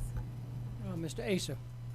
My question was pretty much the same thing, but it was kind of alarming, and I think with Ms. Gerber here kind of saying why maybe the response rate was so low, but 4% in a 64 grade out of 380-something people is a little alarming. And I hear you saying that, come the fall, you're going to come up with changes and everything. I would just hope and urge that that's in the works now. Once we got a 4% response, that those wheels started turning on trying to figure out how we could get a better grasp on a greater population. Well, yeah, this was a Whitson's survey. We need to collaborate a little bit more with the district because it was on our landing page. It wasn't, so the parents had to go to the menus, find the landing page. I think with the principal's support and email blasts, we can get more parents to participate next year, too. Mrs. Maxon Connelly. First question, I was wondering and I'm sure I've asked this every year, so just wondering, because I'm sure you've been refining it, but what is your process for having the information available to parents and to children who have allergies, and in terms of food allergies? Because obviously I love the idea that 4th grade is reading those labels. That's quite the chemistry lesson, unfortunately, I would think. But in terms of parents being able to know what they could point their 1st grader, 4th grader towards, how do you make available to them the labels of the products you're using? On our website, it's an interactive menu, and all a parent has to do is click on the entree of the day, and then it takes them to a second page, which shows you all the ingredients and the nutritional information about that product. Okay, thank you. Then my other question, and I apologize, Mr. Dryer asked us for a financial. While he was doing that, I was looking at all those enrollment numbers. Too late. So I'm backing up, but I'll do it quickly. And first of all, to Mrs. Gerber's point, it looks like all of the enrollment numbers are too low. Middle school was anywhere from 50 plus, at least off where they currently are now, but I didn't recall the middle school fluctuating that wildly. No, actually, I checked those two. That they're all correct, those averages? It's just the high school that was. So we have 50 more now? Which means that we had 50 lower than this, and that's the average? We've gone up 100 in some of our schools? I can't believe I'm questioning Mrs. Gerber about Questioning enrollment Mrs. numbers. So I'll Gerber? say, I will say that, but What, you want to take that back? yeah. All right, I'll throw it out there, and now I'm going to walk away from it. But my question was regarding the bottom line numbers, because obviously there was a reason that we went to Whitson's in terms of as the management, because we were, as a system, losing money on this, and it was only progressively getting more costly to the district. And so, since we're also in the budgeting business here, how on earth did you save $44,000? And I'm looking at line 16. What was done to secure that level of savings? Because obviously, as it is, we're going to be looking at having a difficult time possibly keeping this in the black at the, when we really finish off line 17. You mean a reduction from the prior year expenses, not a budget, but a reduction from the prior year expenses.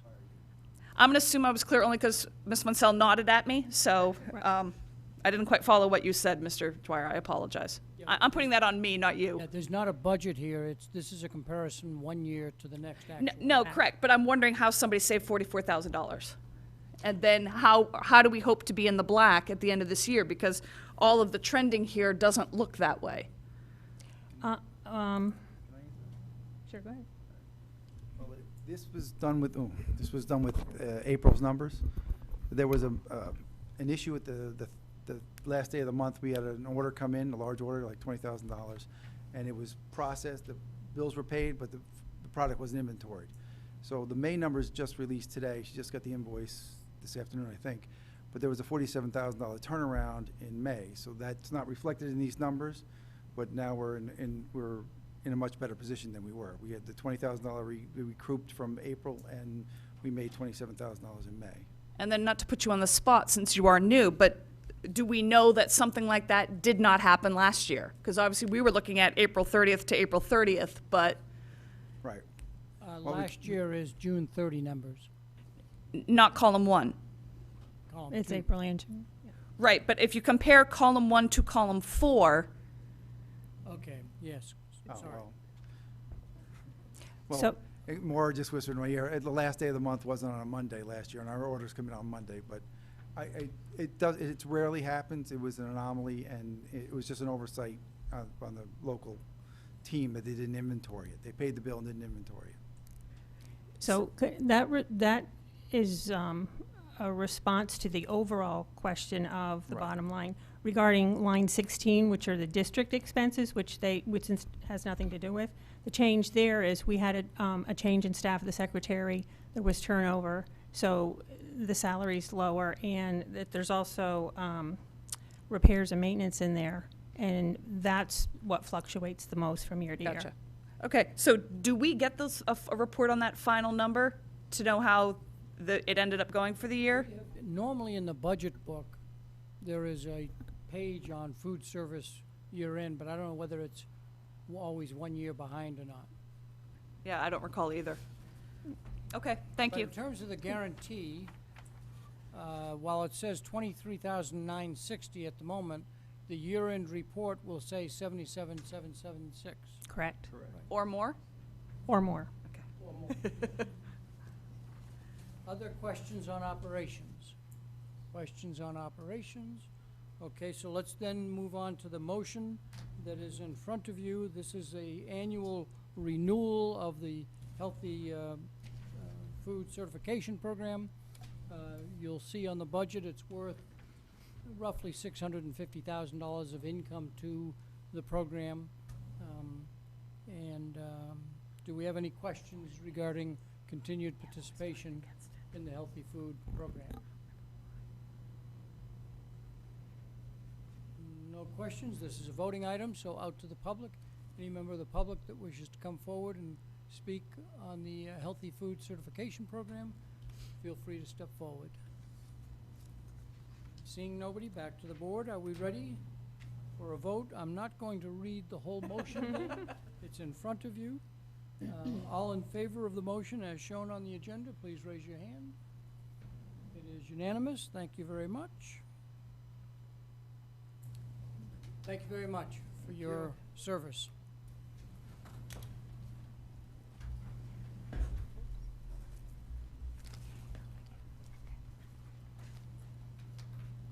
Mr. Cummings, I think you're back at the table again.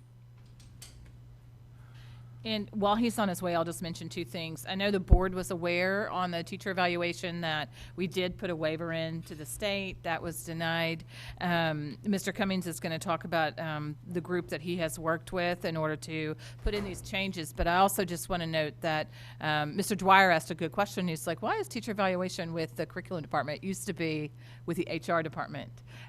All of our teacher evaluations, as far as accountability, still go through the HR department. But just as a reminder to the board, when we did some restructuring, when it comes to the actual teacher aspect, leadership aspect, we wanted that to go through our actual teachers, and so it goes through the curriculum department.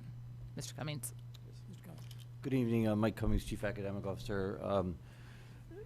I'm here tonight to just briefly introduce and talk about the reasons of why we've put in a teacher evaluation plan for revision or proposal. The plan has not been revised in at least the last 3 years since I've been in district. It does require a board vote for the State Department of Education if we're going to make any changes. As I said in the cover memo that was included with your board packet, essentially the task that we saw this year was to move the plan from a compliance plan to a professional learning plan, or at least to begin to make that move. I don't think our work is done. I think I can speak safely for the committee. We did the things that we thought we could do this year in the relative little time we've had. We've been meeting really since, I think it was November, December we started to develop these changes. So a lot of what is in the changes and is in the overview sheet were our attempts in any way to ramp up the professional learning. And as I said in the cover memo, that's primarily through moving the observation process to a formal, minimum of a formal observation, and a review of practice for all teachers years 3 and above. And that is the minimum allowed by the state, which is one of the other things that we were trying to do, was to reduce the number of observations in the interest of making better. It was really a question of improving quality over quantity. So that was part of the major change in the plan. And the other part is to look at and broaden the number of ways in which teachers can work together. So as it's denoted in the plan, we identified a number of learning opportunities, learning structures in which teachers can work together to fulfill their professional goals. And with the intent, as we're doing in several different ways, to more promote, as I even mentioned earlier when we were talking about the vision of the graduate work, to promote teacher collaboration. So if there's any questions specifically that you'd like me to address.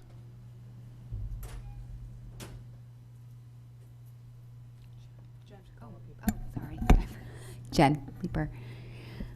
Just a really quick question. On page 33, there's a note that says state mastery data may not be used to measure an educator's SLO.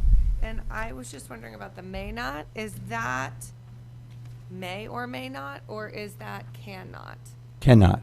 The State Board of Education a year ago, initially when teacher evaluation put together, that was one of the major components of it, was going to be standardized assessment. A year ago, the State Board of Education removed that requirement from the plan. I know it's not a requirement, but I would imagine if a teacher had every student getting a 4, as an example, you might want that included, because just as an example. Yeah, so to have it be a possibility but not a requirement. Right. I don't remember that being the case. A thought. The language that's used is if appropriate. Okay. So that's a conversation between the administrator and the teacher. Other questions from board members? Mrs. Maxon Kennelly. A few questions, and this is just as a reminder to the board as well as the public, maybe through the chair to Dr. Jones. How do you estimate the cost of what something like implementing, is again one of those mandates down from the state? What would you estimate that cost is, and what does that factor in? We had that question during the budget, and we were trying to calculate, and we asked all of our leadership how many hours they spent, and all I can remember is it was a phenomenal amount of hours. And I don't know if you remember the exact number, but if you take that on a hourly basis, it's tremendous amount of time. And it is a system that we have to live with, and unfortunately across the country, most states are dealing with the same thing. And I would say most of us don't find the systems highly valuable if we could actually go in and redesign them from an educator standpoint and not a legislator standpoint. My recollection was that on average it was about 10 hours per certified staff member. 1,500 certified staff members, you do the math. Yeah. Times an average salary. However, one thing that should be noted by this board, when we adopted this, we did not add any staff to implement it. And so the real cost, I think, is opportunity cost of things that our administrators are not doing in service to parents or students or the district because they are checking boxes. Hopefully engaging more authentically in the evaluation process, but sometimes that's checking a box. I'm sure that happens every day. Absolutely. One question I had regarding the parent feedback goals. One, I was wondering how, because I can't recall from elementary school in terms of how publicized it is that they're seeking that feedback. And then I was wondering, I understand not doing it by class because the numbers can be too small, for example, in the elementary schools, for that to feel especially about, but why not at least by grade? As opposed to whole school, because I just think that a lot would get lost. I believe the language of the legislation is that it has to be by school. Yes, it is. And that's not something that we have any purview over, right? No, Yep, okay. My fault.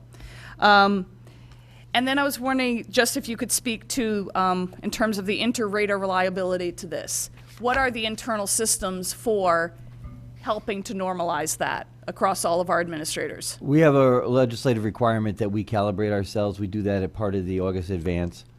We go through an exercise that's provided by the Marzano folks, essentially, to use the Marzano, because we use the Marzano framework, and then the evaluators engage in an exercise looking at a common video and then rate it.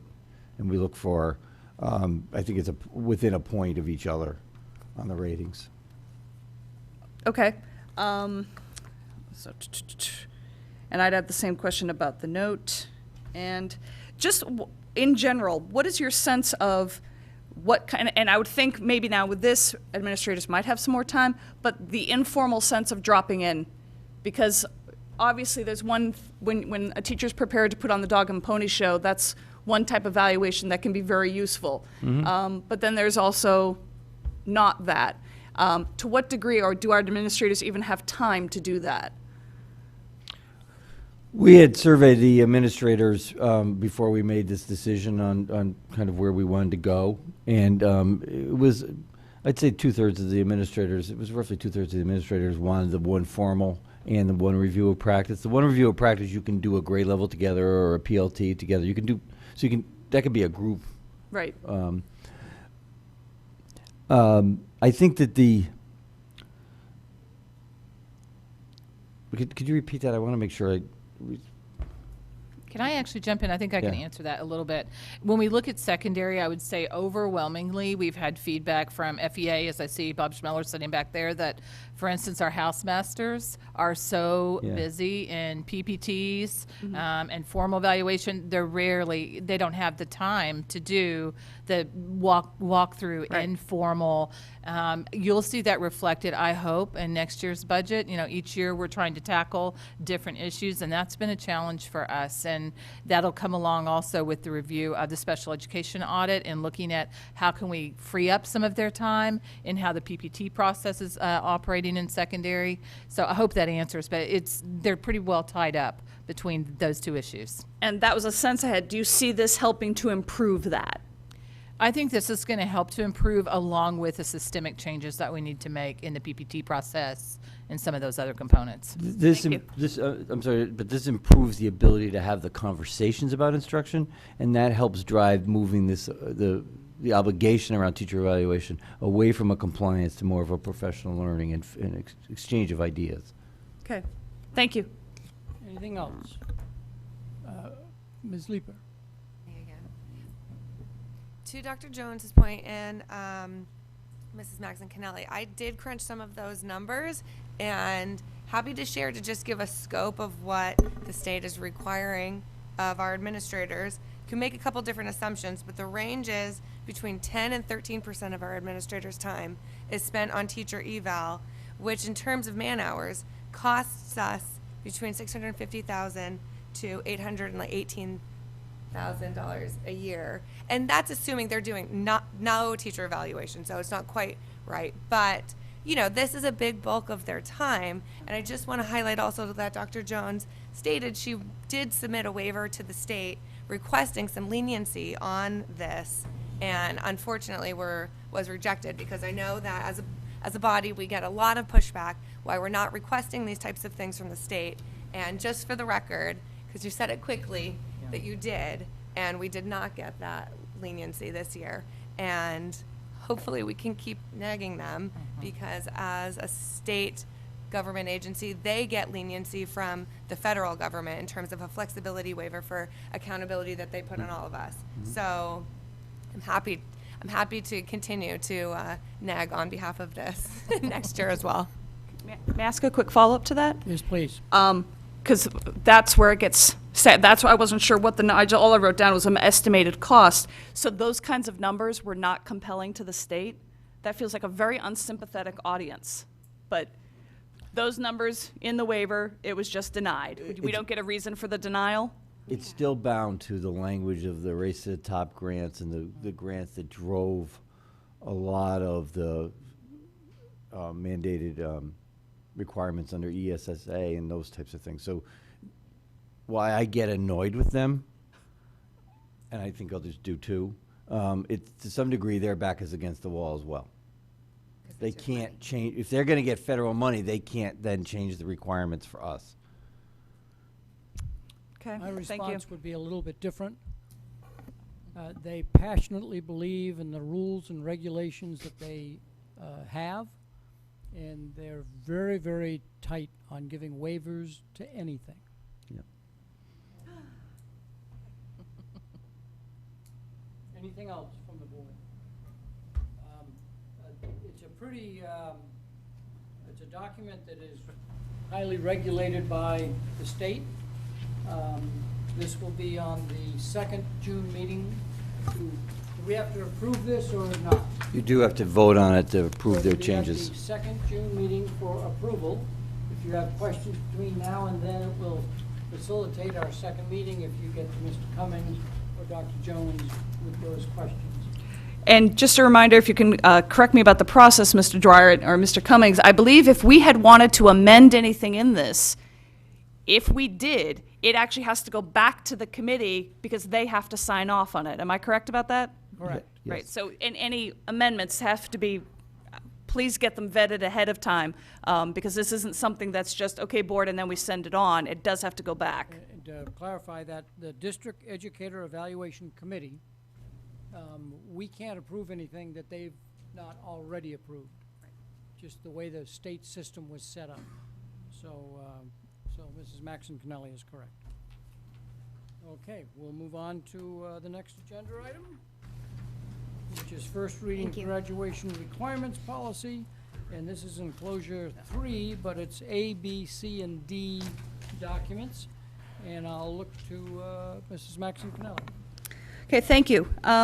So, brief intro. My first draft of an intro was rather lengthy, and then I realized I don't want to overwhelm you, and I certainly do not want to walk line by line through this policy. That's really for you to do in your own, and please, I'll say it now and I'll say it at the end, please get me questions not only ahead of time, but quite frankly, preferably by next Monday. And I say that because in policy next Tuesday, we already know one thing that we might need to look at and tweak. So it's definitely going to be on our agenda next Tuesday, and I would be much more comfortable having the three policy committee members discuss suggestions from the board or suggestions from the public that the three of us can talk about, as opposed to getting something brand new on the 26th that we haven't had a chance to talk about or get more information on. So again, I'll repeat that at the end as well.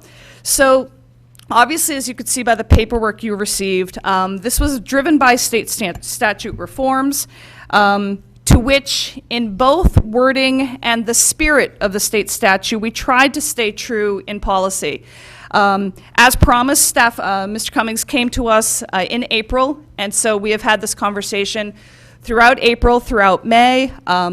We did add an extra meeting just to make sure that we could get this to you tonight. And I do promise you that staying true to the wording and especially the spirit was a little bit harder than you might think, because this is personal. You know, when you're looking at a graduation requirements policy, you're immediately thinking of your child and what do you want your child to have. And to say that we had ideas beyond this policy is putting it mildly. And actually that's what I was going to talk about next, is the areas that we debated, which ultimately we did not pursue in this policy. Just to give you an idea of some of the things we talked about. We did talk about having that 2018-2019 computer proficiency requirement eliminated. That's still in there for that last year. We discussed and then did not pursue not designating any mandatory credit for the fine arts, vocational arts. We did end up putting that in.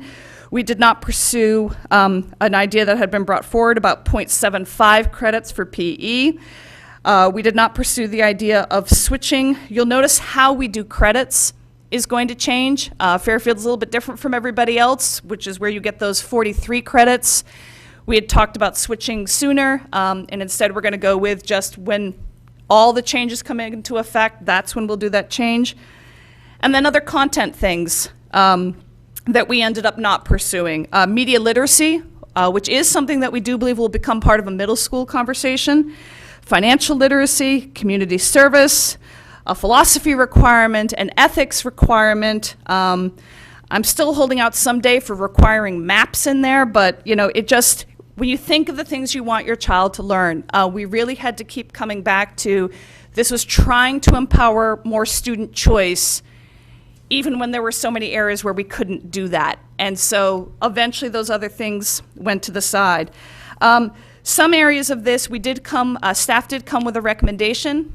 Changes that occurred in policy, driven by the policy members, was, for example, the 0.5 assured content experience began as just hitting proficiency on the SAT. And so we requested that staff come back to us with that, as we called it, shopping list. And I believe staff came back with a tremendous list. That while, yes, a standardized test is one way you can fulfill that 0.5 mastery-based assessment, there are absolutely other options in there, from portfolios to other tests to a capstone project. So there's a tremendous number of options on that list. Something else which policy requested, which you would see in the language on page 2, that wording there in yellow, that, for example, yes, it's one semester equals 0.5 credit, but some of our courses, specifically AP Science, AP Art, I'm still not sure about that technology course, if that does or not, but those other two AP courses, students have been required to put in more seat time, and we wanted them to get the credits, not impact the GPA, but to get the credit for that seat time. And then finally, another change that came out of policy was that initially social studies had come to us with a 2.5 credit requirement, and we did switch that to 3.5. So that's just a quick, as I said, 2 topics there were things we talked about and didn't pursue, as well as things that specifically were changed as a result of our policy discussion. Much of the else came from staff, and ultimately all of this has been run past staff. And so I will stop there. That's a quick introduction, and obviously if anyone has questions now, great. Otherwise, I will repeat. Please get us questions, and most importantly, if you are considering language changes, if you could possibly get that to me by Monday, it'd be appreciated. Either member of your policy committee wish to also make a comment, because I know you've worked hard at this. I'll just say briefly that as a newbie, I grossly misestimated how much time and effort that this was going to take, and I really just want to applaud Jen Maxon-Kennelly's leadership in this matter. She saw very early on that we were going to need extra meetings and longer time and more input, and all of that was absolutely the case. We could have spent 6 more months on this policy. You know, the one objection that I would make is that we didn't pursue things. Sometimes when she says we didn't pursue things, that means that after an hour of discussion, we decided to move on. So this is the product of really a large amount of debate and input from people throughout the community, throughout the administration, teachers, the public. So I want to applaud her most specifically for being, you know, hard-headed and working hard and efficient and all hours on this. Mrs. Jacobson? I'd echo the first 2 policy committee members' statements. I'd also add that we are one of the first districts to actually do the work that we know of. So we really were kind of torchbearers here in this, and I didn't have very many other things to look at or compare to, and had to really dig in deep. And I know that for myself, and I'm sure for my colleagues, can say that we're trying to be very conscious too of how this comes out to passes through us, because I'm sure that others will be looking at us. So just with that context for me, that's how I'm going into this conversation. Acer, Ms. Pitko, Mrs. Gerber. Okay, so a couple questions. Ms. Maxon-Kennelly, you mentioned about the community service, and I did read that in the legislation with the, if a student does the 50 hours, that they would begin an award and everything, but just briefly, like super brief, was anything you can add to that, like why that wasn't one of the options? If it's all right, Mr. Cummings, would you be willing to take this? Because this was involved a staffing issue, administrative oversight. It's certainly, as again, all of the things that we ended up not pursuing. It wasn't for not seeing the value in it. But, Mr. Cummings, if you'd be willing to take that? Yeah, absolutely. I think that this was one of those things that we looked at, that we tried to think about the practical value on the other side of the policy, and where being conscious of budget decisions or the impact potentially on budget decisions, and to really do a community service project type of well, considering the number of graduates we have every year in the Fairfield Public Schools, would really, I think, taken a lot of staff time, probably would have required the hiring of additional staff, and as well as perhaps strain the resources within the community to be able to support that level of involvement for each of our students. Because you envisioned that many students choosing that. Yeah, given the level of a commitment of our graduates or our students, I think we would be concerned that quite a number would want that opportunity. Okay. My next question is I strongly supported the idea of doing community service. I very rarely say, the administration may not want to do this, but we should do it. This would be an example of that thing where I'd say we should do it.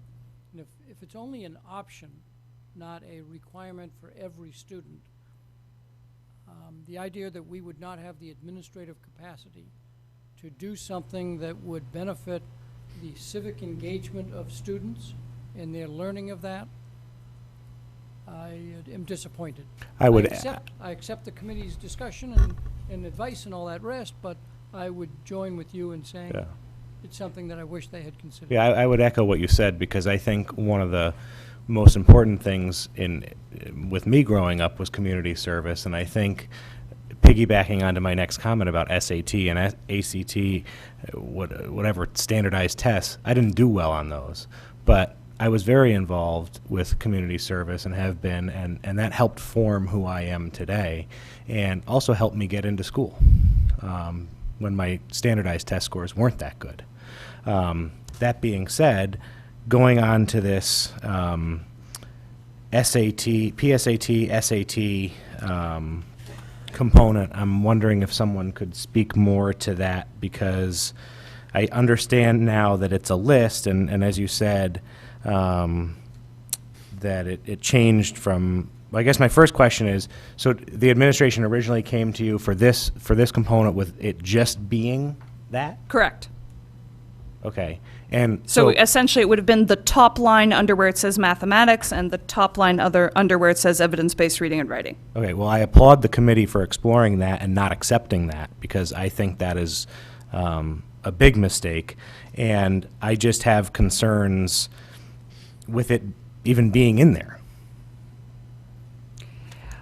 Okay. A few things with that. Number one, again, I think when you look at the list, and obviously you have, there are a number of ways to satisfy it. And when you really think about what we want to be sure any student leaving us can do, these are things I would hope any student leaving us can do. And so that aside from what they get measured with in class, you know, that idea of the mastery-based diploma assessment, this idea of splitting it into the skills, and now all of you are far more versed in that first 0.5 in terms of the assured skills. That's what Mr. Hatzis and Mr. Ebling spoke of, and Mr. Cummings. But this idea of an assured content experience, yes, I don't think it's a bad idea for staff to have that as we want to be sure that they have achieved a certain level of content understanding. Now, I am no one to sit here and advocate and speak passionately to the merits of the SAT or ACT ever. Let me be very clear if you try to take me out of context on that. Absolutely not. But that idea that somebody is communicating at the level that would be commensurate with junior year English, yes, I do think that's something that as a content requirement that we want to be sure of that.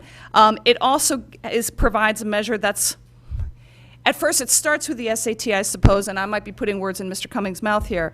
The rubric, I can see some parents, if that were 1.0 credit, and again, it's ultimately at this point, it's now up to the full board. It's not up to the three of us in policy anymore. We could have gone 1.0 on just the first part.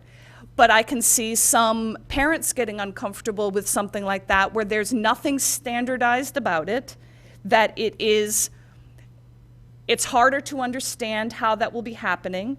And again, that's where the initial line of just an SAT, that at least is something that is a definitive standardized assessment that is very clear-cut, right or wrong sort of thing, in a way that a rubric doesn't provide you with that.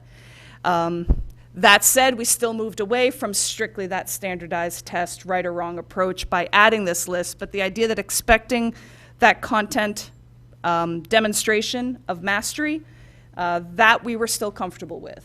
Okay. I mean, I appreciate your response to that. I still have reservations about that, and that even being said, I would have, and I'm not questioning anything you did, but I would have loved to see more than a 0.5 credit and applied to other things on this list, and maybe more than, because while I see that you're saying that somebody mastering an SAT and a certain proficiency and whatnot doesn't necessarily mean, it could mean that they test well. It doesn't necessarily mean more than that. And absolutely. And I have a real problem with even having this, because I think we're setting the precedent here that we're encouraging even more testing and standardized testing when they're doing it from the time they're in elementary school through, that we're testing these kids to death. And now we're giving them, you can look at it as we're giving them an out if they test well, or we're not. There's just so many things that go into it, and I don't want to belabor the point. I don't want to drag us through the night, but I just wanted to state my feelings on this, and that while the majority of this other stuff in this document looks great to me, and I think you guys did a fabulous job, I just wholeheartedly disagree with this aspect of it.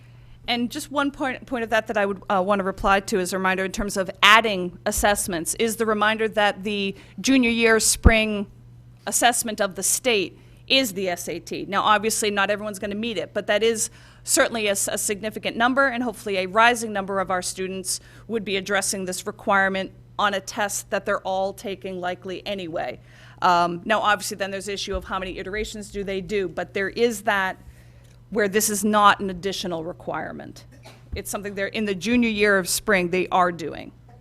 I understand that, but when I'm looking at enclosure 3D and the benchmark for graduation for the SAT, I don't necessarily agree that those scores are appropriate.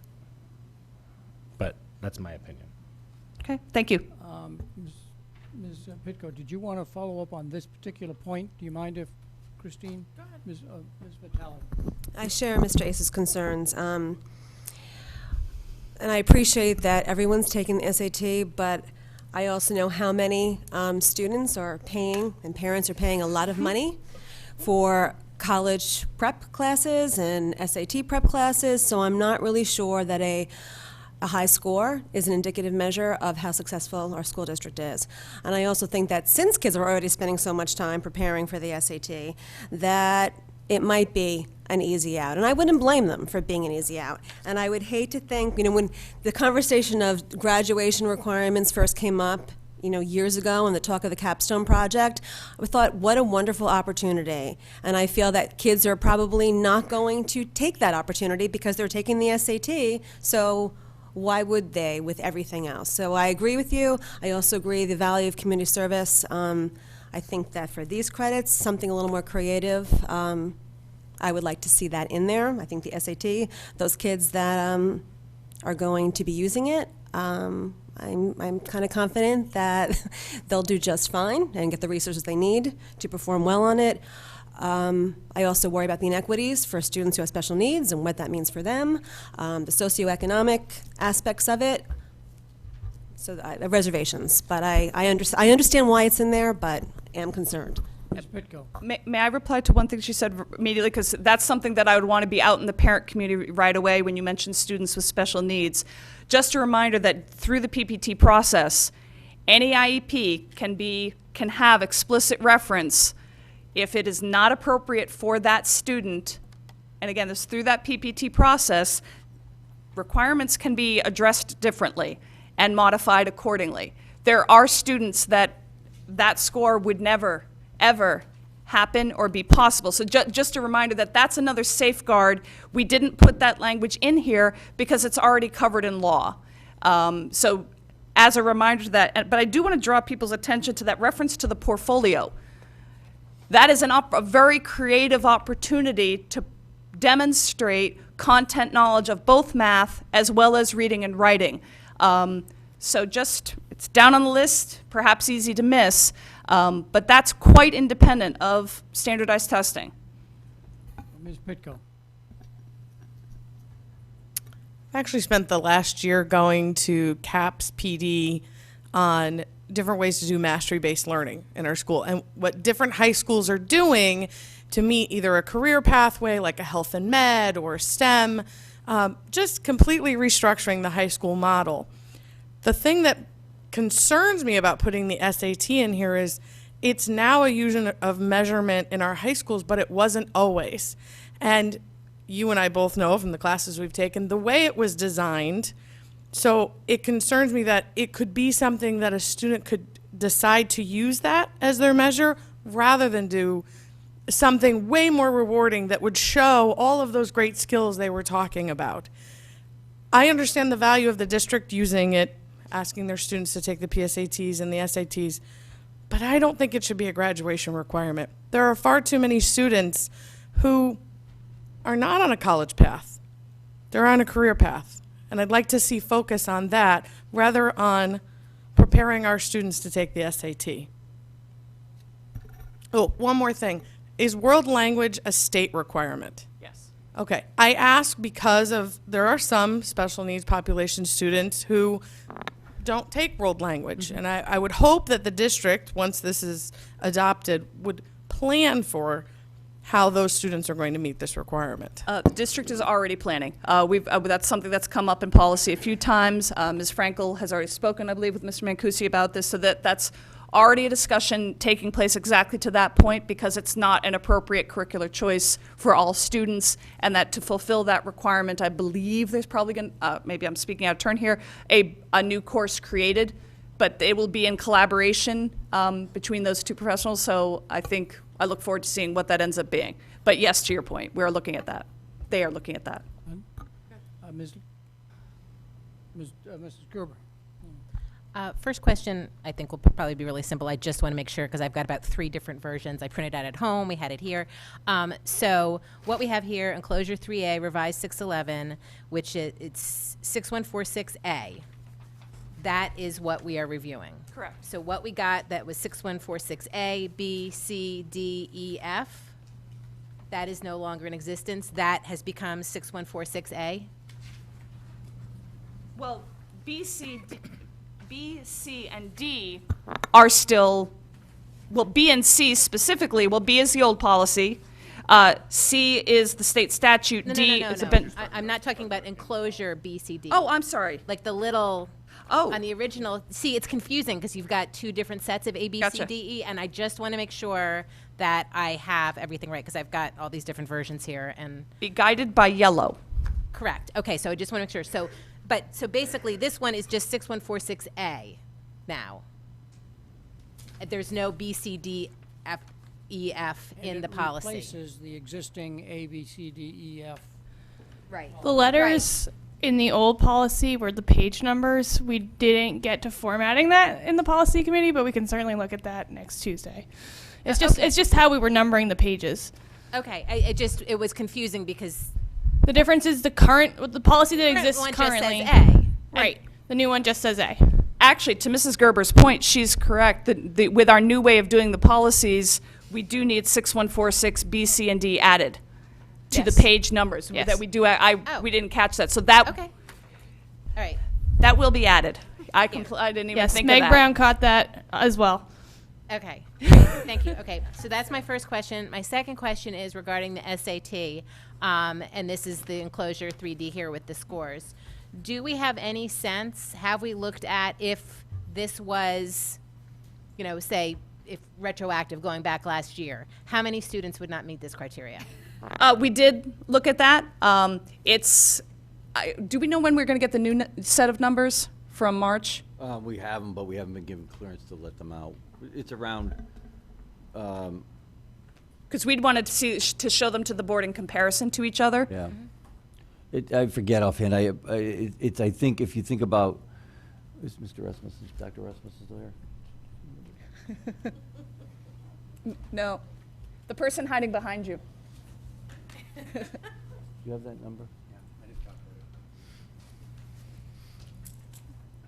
So one of the things is, because the policy actually talk about, it's not just a straight SAT score, so you have to take a consideration to all the scores taken through at the time of looking at the PSAT when they take it in 10th, they take it in 11th, but they also take it when they are in the SAT. So it's not just a simple calculation of looking at one test. Just in my brief calculation of working in the back on my computer, it was around, specifically talking for math, around 65% of the students meeting the benchmark as identified for the state. But to Mrs. Gerber's point, do we have the 2017 proficiency percentage compared with the 2018 proficiency percentage in math? Yeah, so we have those numbers, but again, it's not just taking a single test score. You have to look at it as a student over time, taking over the 2 administrations of the PSAT and the SAT combined, and taking what is their greatest score. So in other words, if they hit the proficiency as on the PSAT in the 11th grade, then it doesn't matter if they drop below it for the SAT in the spring. Right. So those are 2 iterations to look at. So between the 2, between the 3 assessments, whenever we administer the PSAT and the SAT. Right, but we weren't counting PSAT 10th grade. We administer that, yes. So it's 2 scores. Yeah, we get 2 PSAT scores for each time they administer the same test. Right, so for the math proficiency, we have an 11th grade PSAT, we have an 11th grade SAT in the spring. So those 2 combined for 2017-18 was 65%. Yep. Do we know what it was for the 2016-17? I do not have those numbers on me, so I'd have to calculate. Okay, so we'll get those? Yes. Okay, that would be great, thank you. Okay. No, I just, that concerns me. Yeah. Well, I first had this follow-up here. Jen. I will follow up. To Mrs. Gerber's point, when this first came to us in policy and we saw that on there, my first question spoke to Mrs. Vitale's and Mrs. Gerber's points that I was immediately concerned about our subgroup populations and just kind of knowing our performance on this. So far, I did ask for that data to be run, so we do have that for this year. And while there's an overall number, perhaps, I think when you get more into the subgroup populations, those numbers become even more extreme. So like 0% of ELL. So, things like that. So I agree and I share the concern with that. And I'm so thankful for you for running the numbers and providing that to us because it's very enlightening. And it did very much so drive our changing the language of the policy and coming up with more options to meet this 0.5 requirement. So it's very much in the forefront of our minds for sure.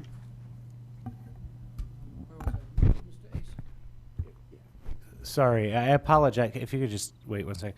I apologize for if I'm not understanding this correct. Can you just elaborate on what you said about it's over time? So if they meet a proficiency earlier on, they meet the requirement, but not. Sorry. How the PSAT and the SAT, the same score on the assessments mean the same thing, that the students can do the various concepts and skills.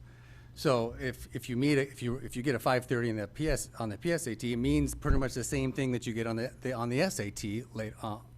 So it's not necessarily assessment. It's about what does the assessment tell us in terms of the ability, how the students will be successful based off of College Board's analysis, because they define success as having a 75% probability of earning a C or better in a entry-level college course. So they assign that value, doesn't matter what assessment that it is, if it's on the PSAT or the SAT. So let's take, for example, a PSAT score in mathematics of 540. Okay. And then when they take the SAT, they get a 500. Mm-hmm. What does that do to their ability in meeting this requirement? Based off of the language of this, they would meet the graduation requirement because I believe if you look at the policy, it says on the PSAT or the SAT. Okay, so they can meet this. Okay. So it's not just one test, one high-stakes test. They have multiple opportunities over time to reach that particular benchmark score. Okay, thank you. Jen Leeper. Mrs. Leeper. Ms. Leeper. So no. Unfortunately for the Poor Policy Committee, they've already had to field a number of my thoughts on this topic. But since we're talking about this particular component, I'll start there. And there's two angles to see this, which is one, if we're not educating students to reach what this proficiency level is, maybe this is a good way to put a spotlight on those students so that we can ensure that we are doing other things to have them fulfill what it is we believe to get them to be successful graduates. So that's like the one, I just want to throw that out there as that's the side that hasn't really been aired yet. Thank you. But I also do think, I think it was Ms. Vitale and Ms. Pitko put a good point, which is, for example, the capstone, and that if we only have a certain segment of our population taking that because perhaps they couldn't meet a benchmark score, and I get that it's a laundry list and it's an or statement, so if you hit any of them, you're done, and I think that's great. But if we think that the capstone is something that's very enriching and meaningful, then maybe that should be something we're encouraging all of our students to do. And then just as a point of clarification, is it an and or an or between the math and reading and writing? Okay. And then just one from each list. Correct. Okay. And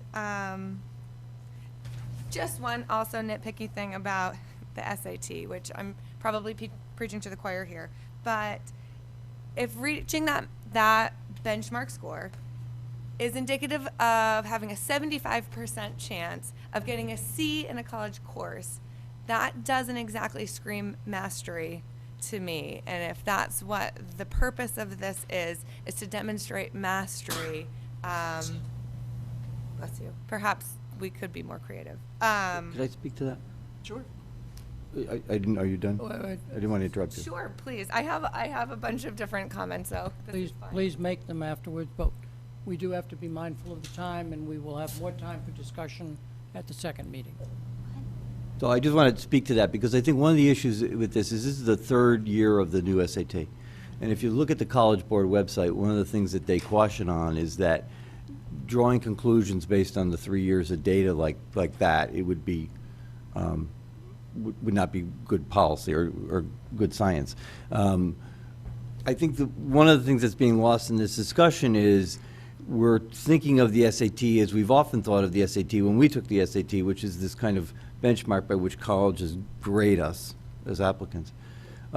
Really, when you think about that, and that is the purpose of the SAT. But the other part of the SAT, as it's changed in its format, is it's really a reflection of the content that, as Ms. Maxon-Canelli referred to, the content that a high school junior should have mastered by that point. And that's how we see it, that we look at it as an indicator of have we taught our students well to that point. In some ways, it's a parallel to the SBA in 3 through 8. And so what's being lost here as well, and I want to point out and emphasize is, our students are going through their 4 years of high school and really their K-12 experience not as just being passed from point to point without our interactions.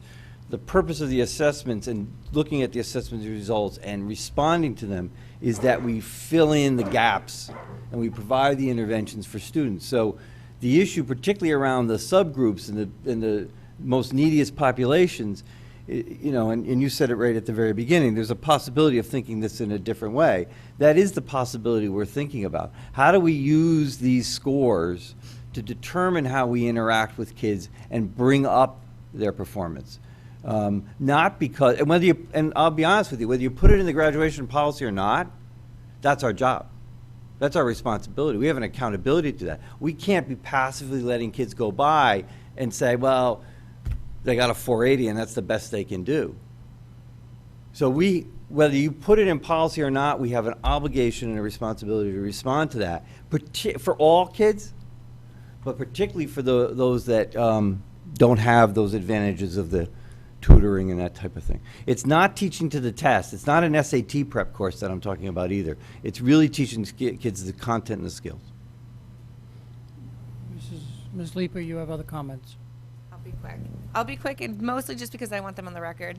I am a huge advocate for teaching our youth personal finance because I think that it is a life skill perhaps more valuable than any other that are, and maybe that's an overstatement, that's a gross overstatement, but it's very, very important to how you live your life.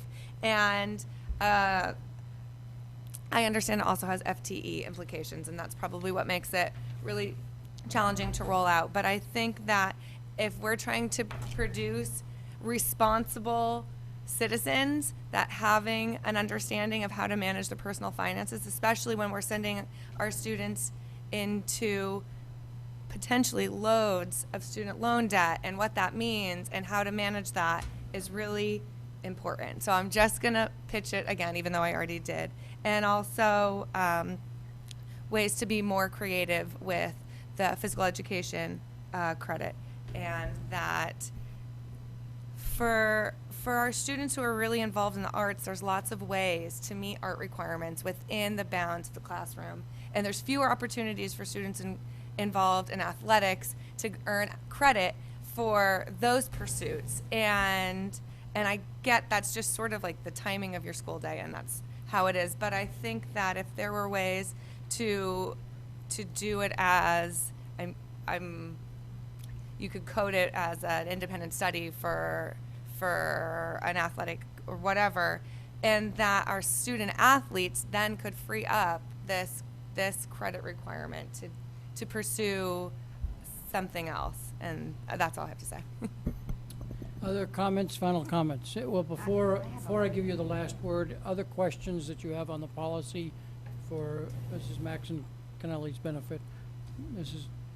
Ms. Jacobson, did you raise I don't have a your- question, but I have final comments. Then you'll get the next to the last final comments. Mr. Asa? I'll email. Okay. Anything else? Before we go into final comments, if the board collectively said that line that says SAT or ACT subscore, or whichever line that it is, we stripped it out of the policy, would this comply with state law? Yes. Yes. Thank you. Ms. Jacobson? Okay, I hope you guys did read the state statute, because one of the comments that I wanted to make is that for this mastery-based assessment, they did not define that in statute. So now all 169 districts have to come up with whatever they want that to mean, which means we have pure freedom to make that whatever we want it to be.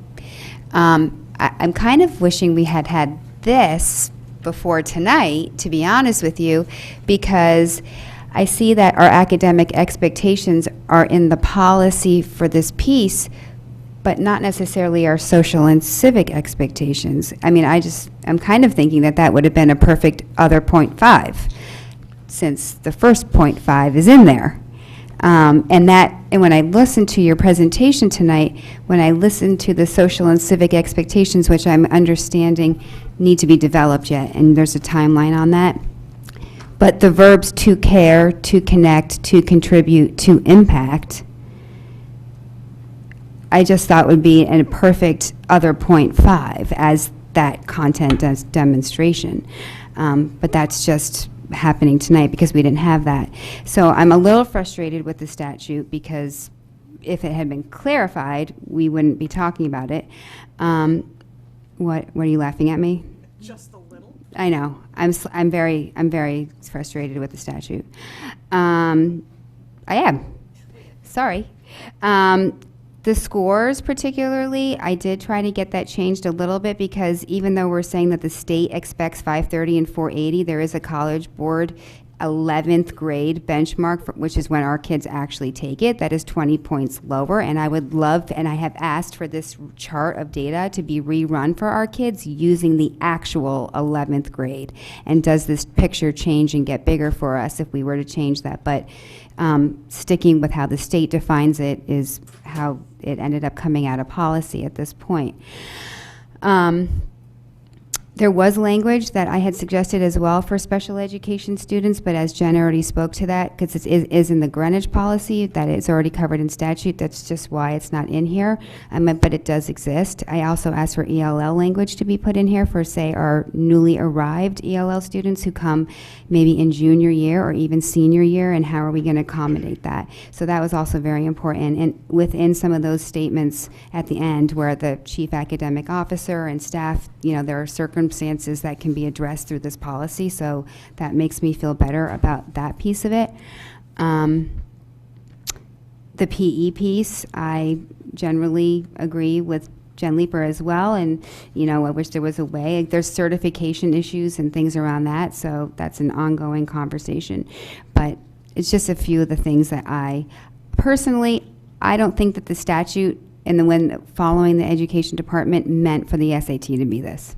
I don't think that. I think that they did mean capstone. I think that they did mean a senior thesis. I think they did mean a senior project. I think they did mean a collaboration, civic, social, something at the end of their senior year. So it's a conversation, and we talked long and hard about this piece, and I'm glad that at least now we have this menu, but I'm happy to talk about it more. At the next meeting. At the next meeting. Maxon Sorry, Kennelly. I needed to say my piece. Sorry.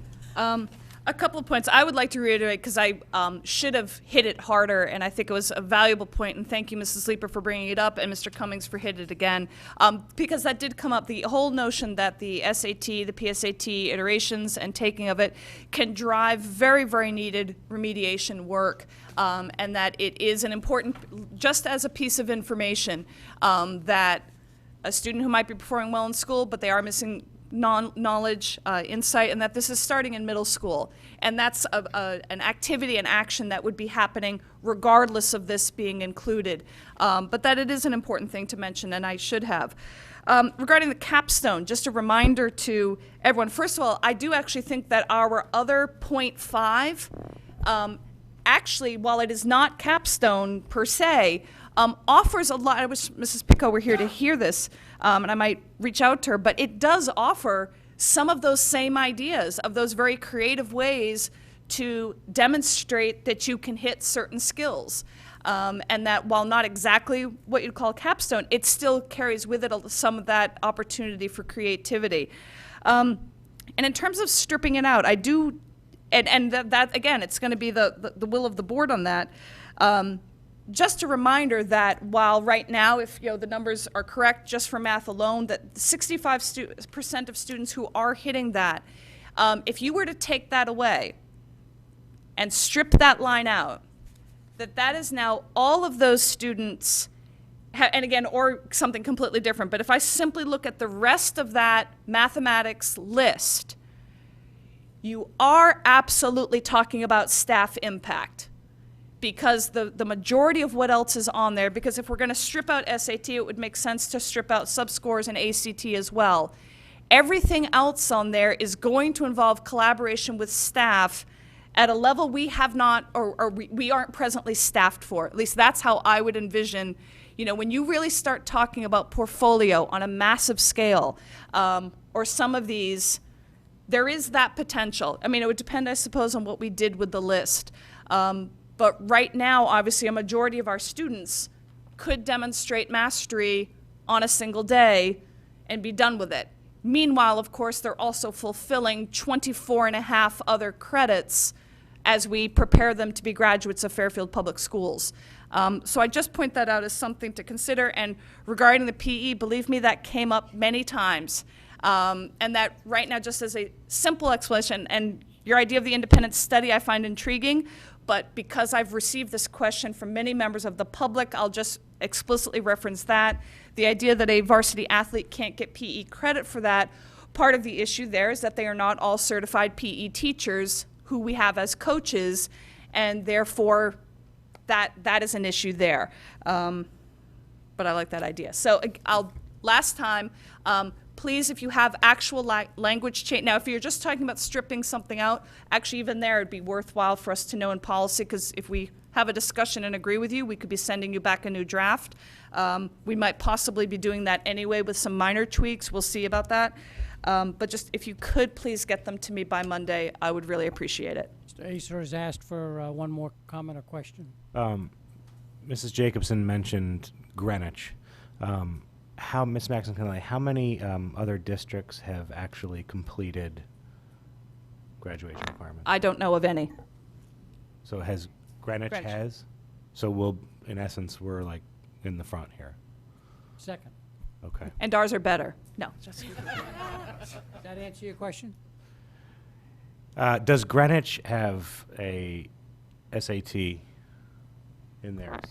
Just out of curiosity. According to Mrs. Jacobson, just because I work there doesn't mean I read their policies. But so according to Mrs. Jacobson, it's not in there.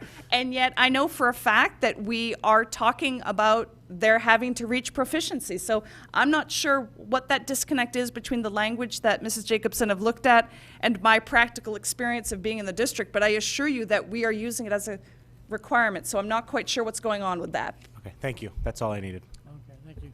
This will be on the agenda at the second June meeting for a vote. Please pay attention to Mrs. Maxon-Connelly's plea to get questions to her in advance. I had wanted to put board goals on the May agendas, and it got crowded out. I insisted to put it on the June calendar, but by the look of the time at the moment, I would suggest that we have to defer this again unless there's board, excuse me. Sorry. Unless there is board desire to address this tonight, I'll put it on the next. Sorry, I missed what you were saying. Can you repeat that? Okay, we're on item number D. Okay. And I don't think we have time for item number D. all right, I'm the Robert's Rules dunce, but can we table it so that it comes up at the end if we have time? Whatever end the will- proper motion the is. end will be executive session, so I'm just going to skip over it. Okay. With unanimous consent, I'll skip over that item. 6, approval of the regular minutes. The recommended motion is that the Board of Education approve the BOE regular minutes of May 22nd. Do I have a motion? Mrs. Vitale, Ms. Leeper seconds it. Any questions? Having none, all in favor of the minutes, please raise your hand. It is, Oh, no. Sorry. it is unanimous. No, No, abstaining. okay. I wasn't there. You went there. So therefore, 8 in favor, 1 abstention. 801. Superintendent's report. Obviously, I'll keep it very quick. On item A that's listed here, just letting you know on your Friday packet, we will send out the regulations, which is for the policy that we talked about several months ago. I just wanted to remind you, I've already had at least 3 times where different board members have reached out about interpretation of the policy. So the regulation is obviously done by staff. We don't bring that to the board for a vote. It's pretty much a cut and paste exactly what the board wanted. So just look that over when it comes to you Friday. And so that you can see if you have any questions for me. On the Dr. Jones, just to clarify, this is the politics policy, correct? Yes. Yeah. What did I say? Well, it's not listed on the agenda. Oh, thank you. I'm sorry. Yeah. Yes, that is for the politics. For the proposed BOE meetings schedule, that is the sheet that's in front of you. And this is really just it's in draft, obviously, for board feedback, but it's trying to plan out the year with some of the bigger topics that we know are still sitting there for us to tackle. What I've tried to do is, and again, the board may not like this approach, but it's looking at having 3 board members or so that are attached to certain items so that when we're generating questions in preparation for the board meeting, because they're so big, being able to look at those pros and cons and being able to come prepared, having input from the board. And you'll notice the K235 on September 25th, that was already a discussion item where they were talking about pros and cons on the Finance Committee. So we kept the same people there. Looking at, for instance, the policy committee, and that may be too soon, I don't know, but that's a really big policy for us to tackle, is the policy update for the Booster Club. So I went ahead and thought it was a good policy to have on here that we could aim for, just so staff can also plan to be at those meetings to assist. On the back side, you're looking at the town halls we're plugged in. That's according to the same type schedule that we've had this year. All of the other dates, budget dates, mirror pretty much what we are accustomed to, and it does take us all the way through June 25th. And again, you may look at a schedule you've had previously and see something that's missing, but at least according to Ms. Brown, we don't normally put this schedule out this early, where you're looking at the whole year ahead and trying to get as many of these big topics on there as we can. So we welcome feedback. The purpose of this is really to focus on the topics. In the order of the topics. We normally the chair will put it out in November following the November elections, and then it gets officially designated in December. You can probably take these dates to the bank, but out of protocol for the chair of the board for next year should be the one that actually officially puts it out in front of you. Any questions at the moment that people want to ask the superintendent on either of the 2 topics that she mentioned today? Mrs. Gerber. I just want to clarify here. So for the things that don't fall under the finance or policy committee, like for instance, I'm under the racial imbalance and impact of noncompliance. So are we forming a separate committee and meeting in advance, or what I would propose is that we actually post a business meeting so that I can have 3 members of the board that are meeting to be able to give feedback.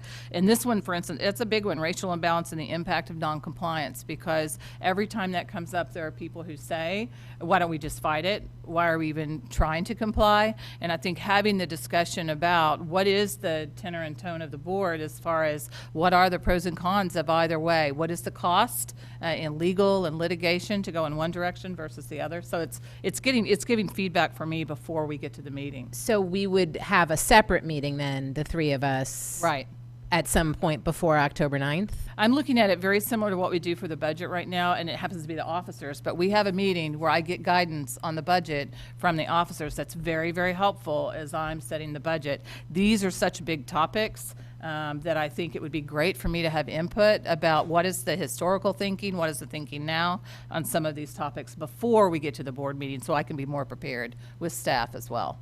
But I would suggest that Dr. Jones is using the term to have a business meeting of these three is probably a term that she is accustomed to her prior districts, and that our bylaws would require us to officially Right, we'd have to name those three people change as an ad hoc committee something, for this right? purpose. Okay, that's what I'm just saying. So we would have to meet some other time, the three of us, and then the full board would discuss it on the 9th. Because three people would not make a quorum of the board, and in order to comply with the bylaws, I'd have to name. So if you don't like your initials where they are, let me know.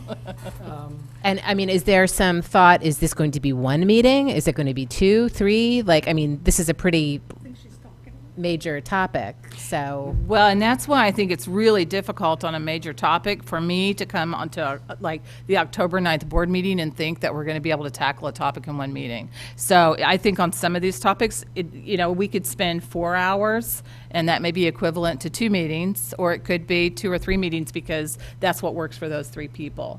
And I think it can have a lot more flexibility for me to get input without being so rigid about when we're meeting. Okay. And I think I'd suggest that maybe in August, we officially name these ad hoc committees, and that perhaps we think of this date of Walter Fitzgerald and ECC of October 23rd, that if we appoint these 3 people in August, that they meet at their schedule and that they have a report back to the full board about their meeting. And if it takes 1 meeting to do that, fine, and if they think it takes more than 1 meeting, just get your work done before the date that's shown on here, assuming that these all stay in the same dates that they are now. Other questions? Other questions on this in particular? The only comment I would make is that from time to time, board members will want to weigh in on an issue to give guidance to the ad hoc committee or the committee. And so if there's any issue here that you think should be scheduled for the full board before it gets into the details of a committee, speak up or forever hold your peace, somewhere between now and August, so that we have a sense. The real purpose of this is to give the board members a chance to say, what should we be talking about and how should we be talking about it over the next year? Ms. Bickham. I'm just a little confused because even the policy committee presents something to us at a first reading and then we vote on it at a next meeting. But you're saying that 3 members are going to meet for a period of time beforehand and then we're going to vote? No. Okay. We're going to report. And then based on the report, I'll pick an issue, magnet program, that that the 3 people say, this is worth exploring. And you bring that to the board, and the board says, yeah, we agree with you. And let's explore it until it gets to a reading and a vote. You might come and say, we've looked at it, and it doesn't make sense to explore it at all. So I'm just a little confused. And please don't take offense to this, but then what's the point of the finance committee? Because I was under the impression that when you guys started, you were going to be looking at things like this, and that we already had meetings in place to do these things, or they were brought to the full board, and we discussed these. I don't see the point in having separate ad hoc committees to do the things that the full board is going to discuss at this table anyway. It's just my opinion. Yeah, this may be just a way to spread the work among different board members who have expressed interest in a particular subject, but this is a suggestion. If the 8 of you come back and say, we don't like this idea, tell me. Ms. Patel. I guess I just need clarification also, because when we were talking about the Finance Committee, and at the time, I thought there should also be a Facilities Committee, and there was concern about starting too many ad hoc committees, and we had the whole discussion about working meetings, and at that time it said that we couldn't have a working meeting, and it's not that I'm opposed to them, but now the way it's broken up here, I think that, a magnet program is currently part of the racial imbalance plan as it's approved. So I would think that you would talk about those two things together. And, the K through 2 and the 3 through 5 is how we're using facilities, which I would think, this is just me, you would look at Walter Fitzgerald and the ECC and where you would find space for that. I guess, so I'm kind of on the same page with Ms. Pitko on that in terms of how I understand the need for more guidance to the superintendent and staff from the board. It seems now that we're having more committees than having let me possibly just two. So let me clarify, I don't see this as a committee. I see this very, very different than a finance committee that meets every month, that's ongoing all year. I see these, and like I say, it could be 1 4-hour meeting, or it could be 2 meetings, just to get input on, what are the issues that we're looking at. And really, the K235 magnet program was already part of the finance. That's why it stayed that same group of people, so I didn't see that as an additional. The racial imbalance and impact of noncompliance, that's just really being able to have a discussion with some board members. I find that's one thing that's really missing for this board, is we really don't discuss things because we don't have time. It's like tonight, it's already 10:30. We could have probably gone for the graduation policy another hour. I mean, that's one thing that's missing. And these are such big topics. We could have a meeting just for one of these topics and have additional meetings with a board of 9. And I think it's what is the desire of the board. But the idea that we could put something like racial imbalance and the impact of noncompliance on just a regular agenda and have a huge discussion, it needs to be half of the agenda. That's a big topic. So it was just trying to find a way to manage it, because these are not normal, I guess, agenda items. They're pretty big. Comments, please. No, you had the floor. So Okay. And I agree with you, and I appreciate that. I guess it's really just, kind of goes against a previous discussion we had in terms of how we were going to tackle some of these things. And then maybe we just need to just revisit the best way for the board to give you the guidance that you need, and maybe, going back to when we were having special meetings before we kind of got sidetracked, understandably, by some of the facilities discussions for Sherman and Mill Hill. So that was not, I guess, just a surprise more than anything else.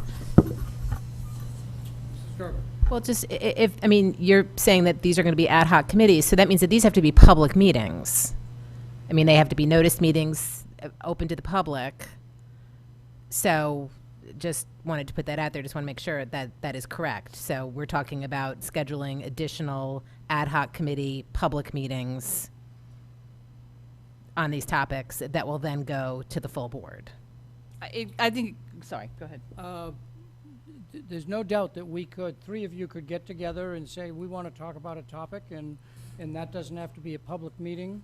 These kind of topics, if you come to a board and say, we've met privately, chatted about this, and here's our recommendation, the public might feel a little exercised. That was my point, because I know in Dr. Jones referenced, meeting with the officers about the budget, that is a private meeting, usually fairly brief meeting. But if we're going to be talking about racial imbalance, as a committee, that has to be a public meeting, I guess was what I'm saying.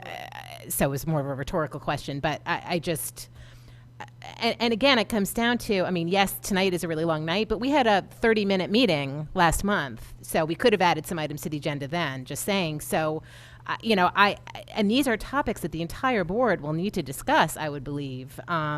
So that's just my concern, is that I'm worried about creating more work by having additional meetings with 3 members and then having to have a meeting with the full 9. I'll only comment. We had an ad hoc committee. That did not work. We agreed to have a series of special meetings of the whole board to talk about that, and that did not work. And so this is another attempt to methodically look at the variety of issues in front of us. And maybe this won't work, but somebody ought to come up with a better idea if you wish to come up with a better idea. Ms.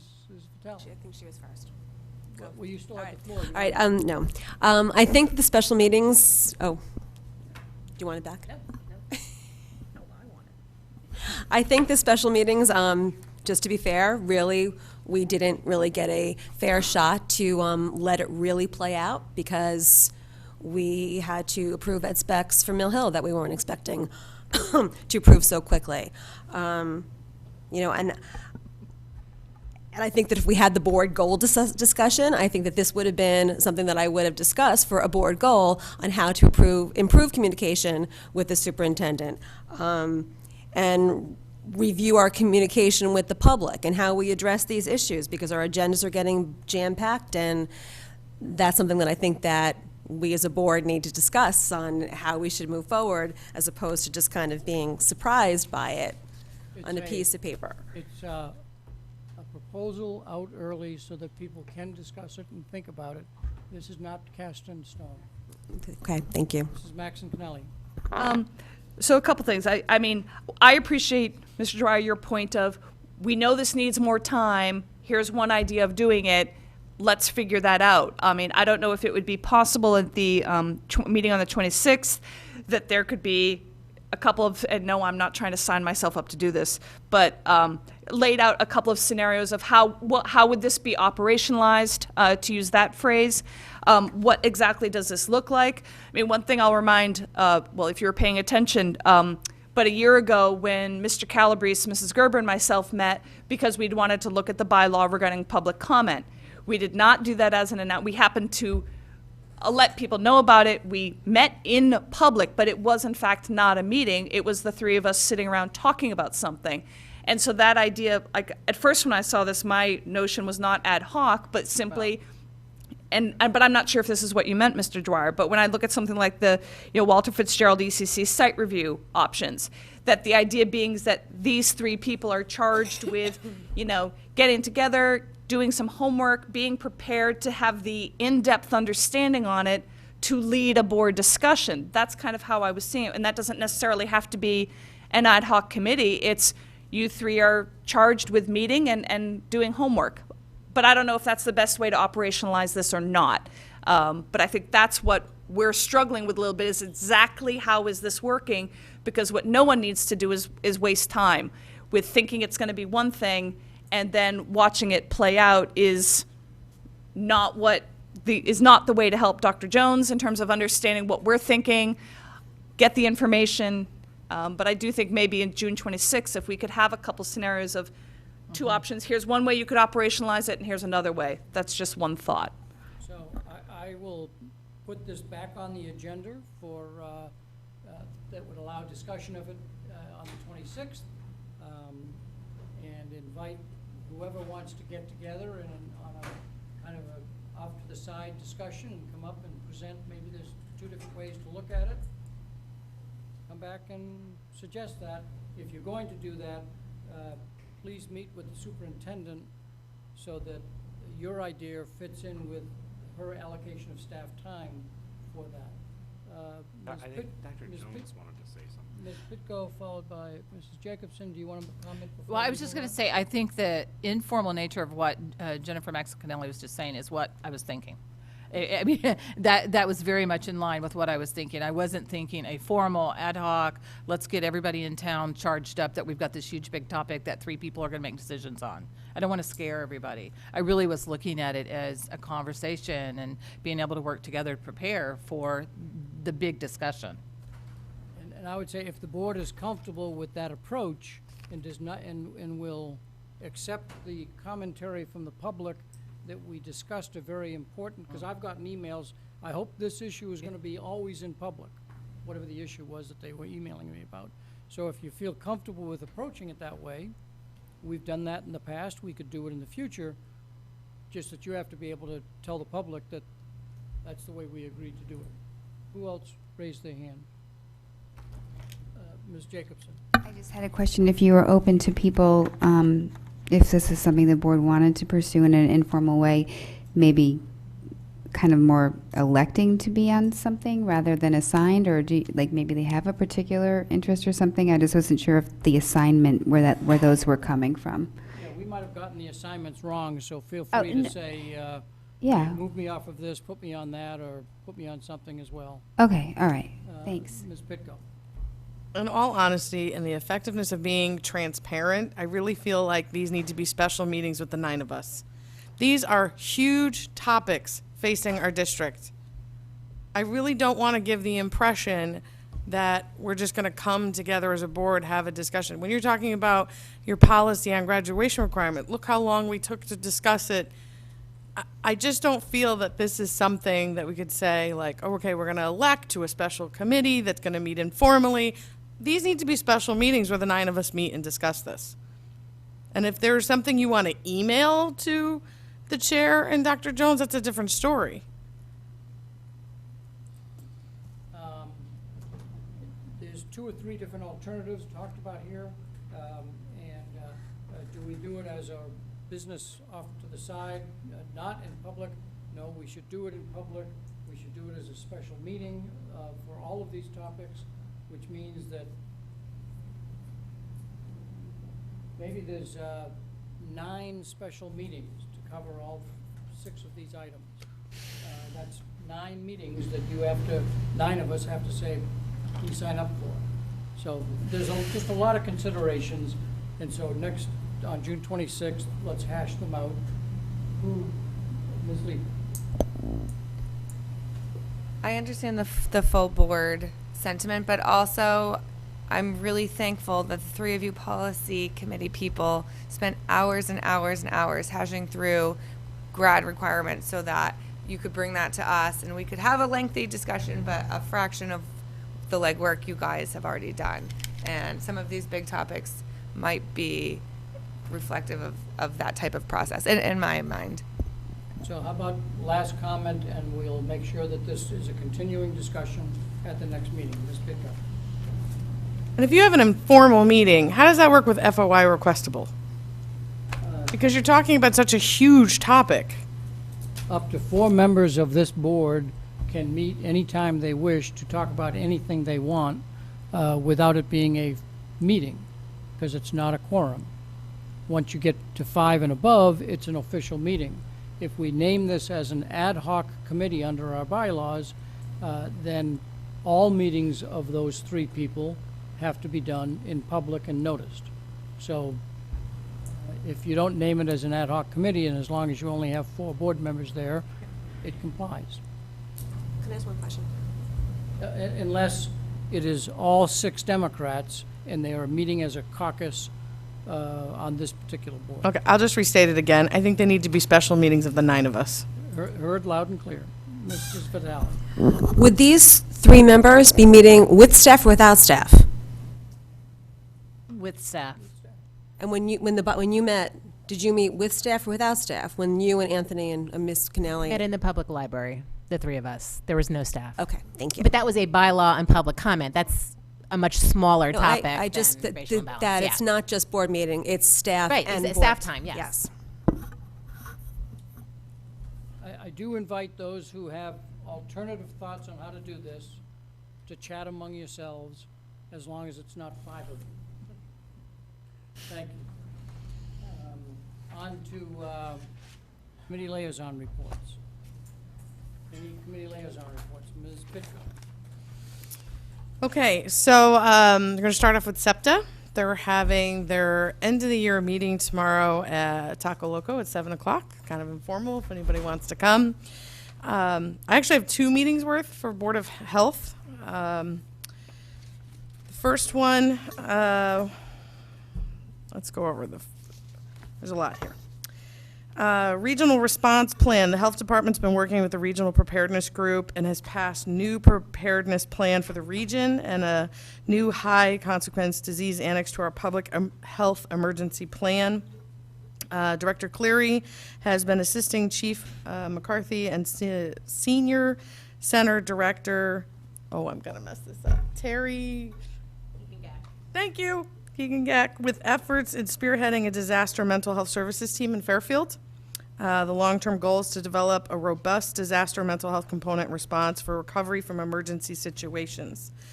Steps taken include behavioral health providers breakfast meeting with speakers and communication with the Clergy Association to provide pastoral care. recently met. Their Hurricane Sandy brought in substantial monetary and tangible good donations to the town. Director Cleary, Chief McCarthy, and Director Giegengak met with Jennifer Barahana, the Executive Director of the Newtown Sandy Hook Community Foundation, to begin planning the framework of a system to manage monetary donations and determine the best way to use the funds to have the most impact for both victims and first responders. Several town department heads also met to begin laying out the legal structure. We also talked about EpiPen recall. Due to the recent recall and shortage of EpiPens, our current supplier was not able to ship supplies to refill the expiring supplies in town. Then, in this past meeting, not only did we get our EpiPens, we're good to go. We got more than enough. We have a Stop the Bleed campaign. As a result of fire department Stop the Bleed campaign, a recent close call in one of the schools, Assistant Director Mitchell was contacted by one of the school nurses with a request to purchase tourniquets. So one tourniquet has been ordered for every school in our town. Assistant Director Mitchell began to analyze the number of visits to the school nurses for the year. While the total number of visits is down slightly, the amount of time spent during each visit is up over 100%. So we're keeping our school nurses very busy. And in this past meeting, they also talked about they're looking for substitute nurses for the upcoming year. I believe they will not be posting them until August 1st. If you know of anybody looking for a position, unfortunately, we don't pay the highest when it comes to school nurses. In the wake of the Florida school shootings and heightened concerns of school nursing staff, Assistant Director Mitchell invited Lieutenant Edward, I'm going to mess this up, thank you, to speak at the staff meeting. As commander of the Fairfield Public School Safety Unit, Lieutenant Y was able to answer many questions, and he's going to be scheduled as an additional guest to staff meetings. They have been doing a number of water quality testing around town, and it's interesting to know that Lake Mohegan has a beaver who is living along the well, so my notes. It's not, there's only one beaver apparently. The other ones are musket rats, and they're much smaller, and they thought there was beaver dams, but they're not. The beaver's just living along. Anyway, it was very interesting to learn about. And that's it for today. Other committee liaison reports. Ms. Leekman. I'll be brief. The Finance Committee is talking about moving over to e-board, which would be paperless for the board, and I don't want to speak too soon, but it seems like it's almost a no-brainer where we'll be saving money, saving paper, making less work for central office. So we've asked for the representative from CABE to come and present to the full board on going over to that. And then we had a discussion about grade reconfiguration at the last meeting, and the following meeting we're going to discuss a breakdown of potential savings, and then also just pros and cons to the principal. I forgot one thing. Sorry. There's a second beaver up there. First, let me finish this first. Any questions for Ms. Leekman? This is actually also as a policy question. Has the Finance Committee started to tackle corporate sponsorship yet? So we are also talking about corporate sponsorship, and we can do it. And Dr. Jones has already spoken with both athletic directors. They have a specific person in mind that they think would be the right person to go out into the community and recruit sponsors. And so in the next meeting, we'll also be getting an update about that person's role, job description, and sort of the scope and cost of Excellent. Thank you.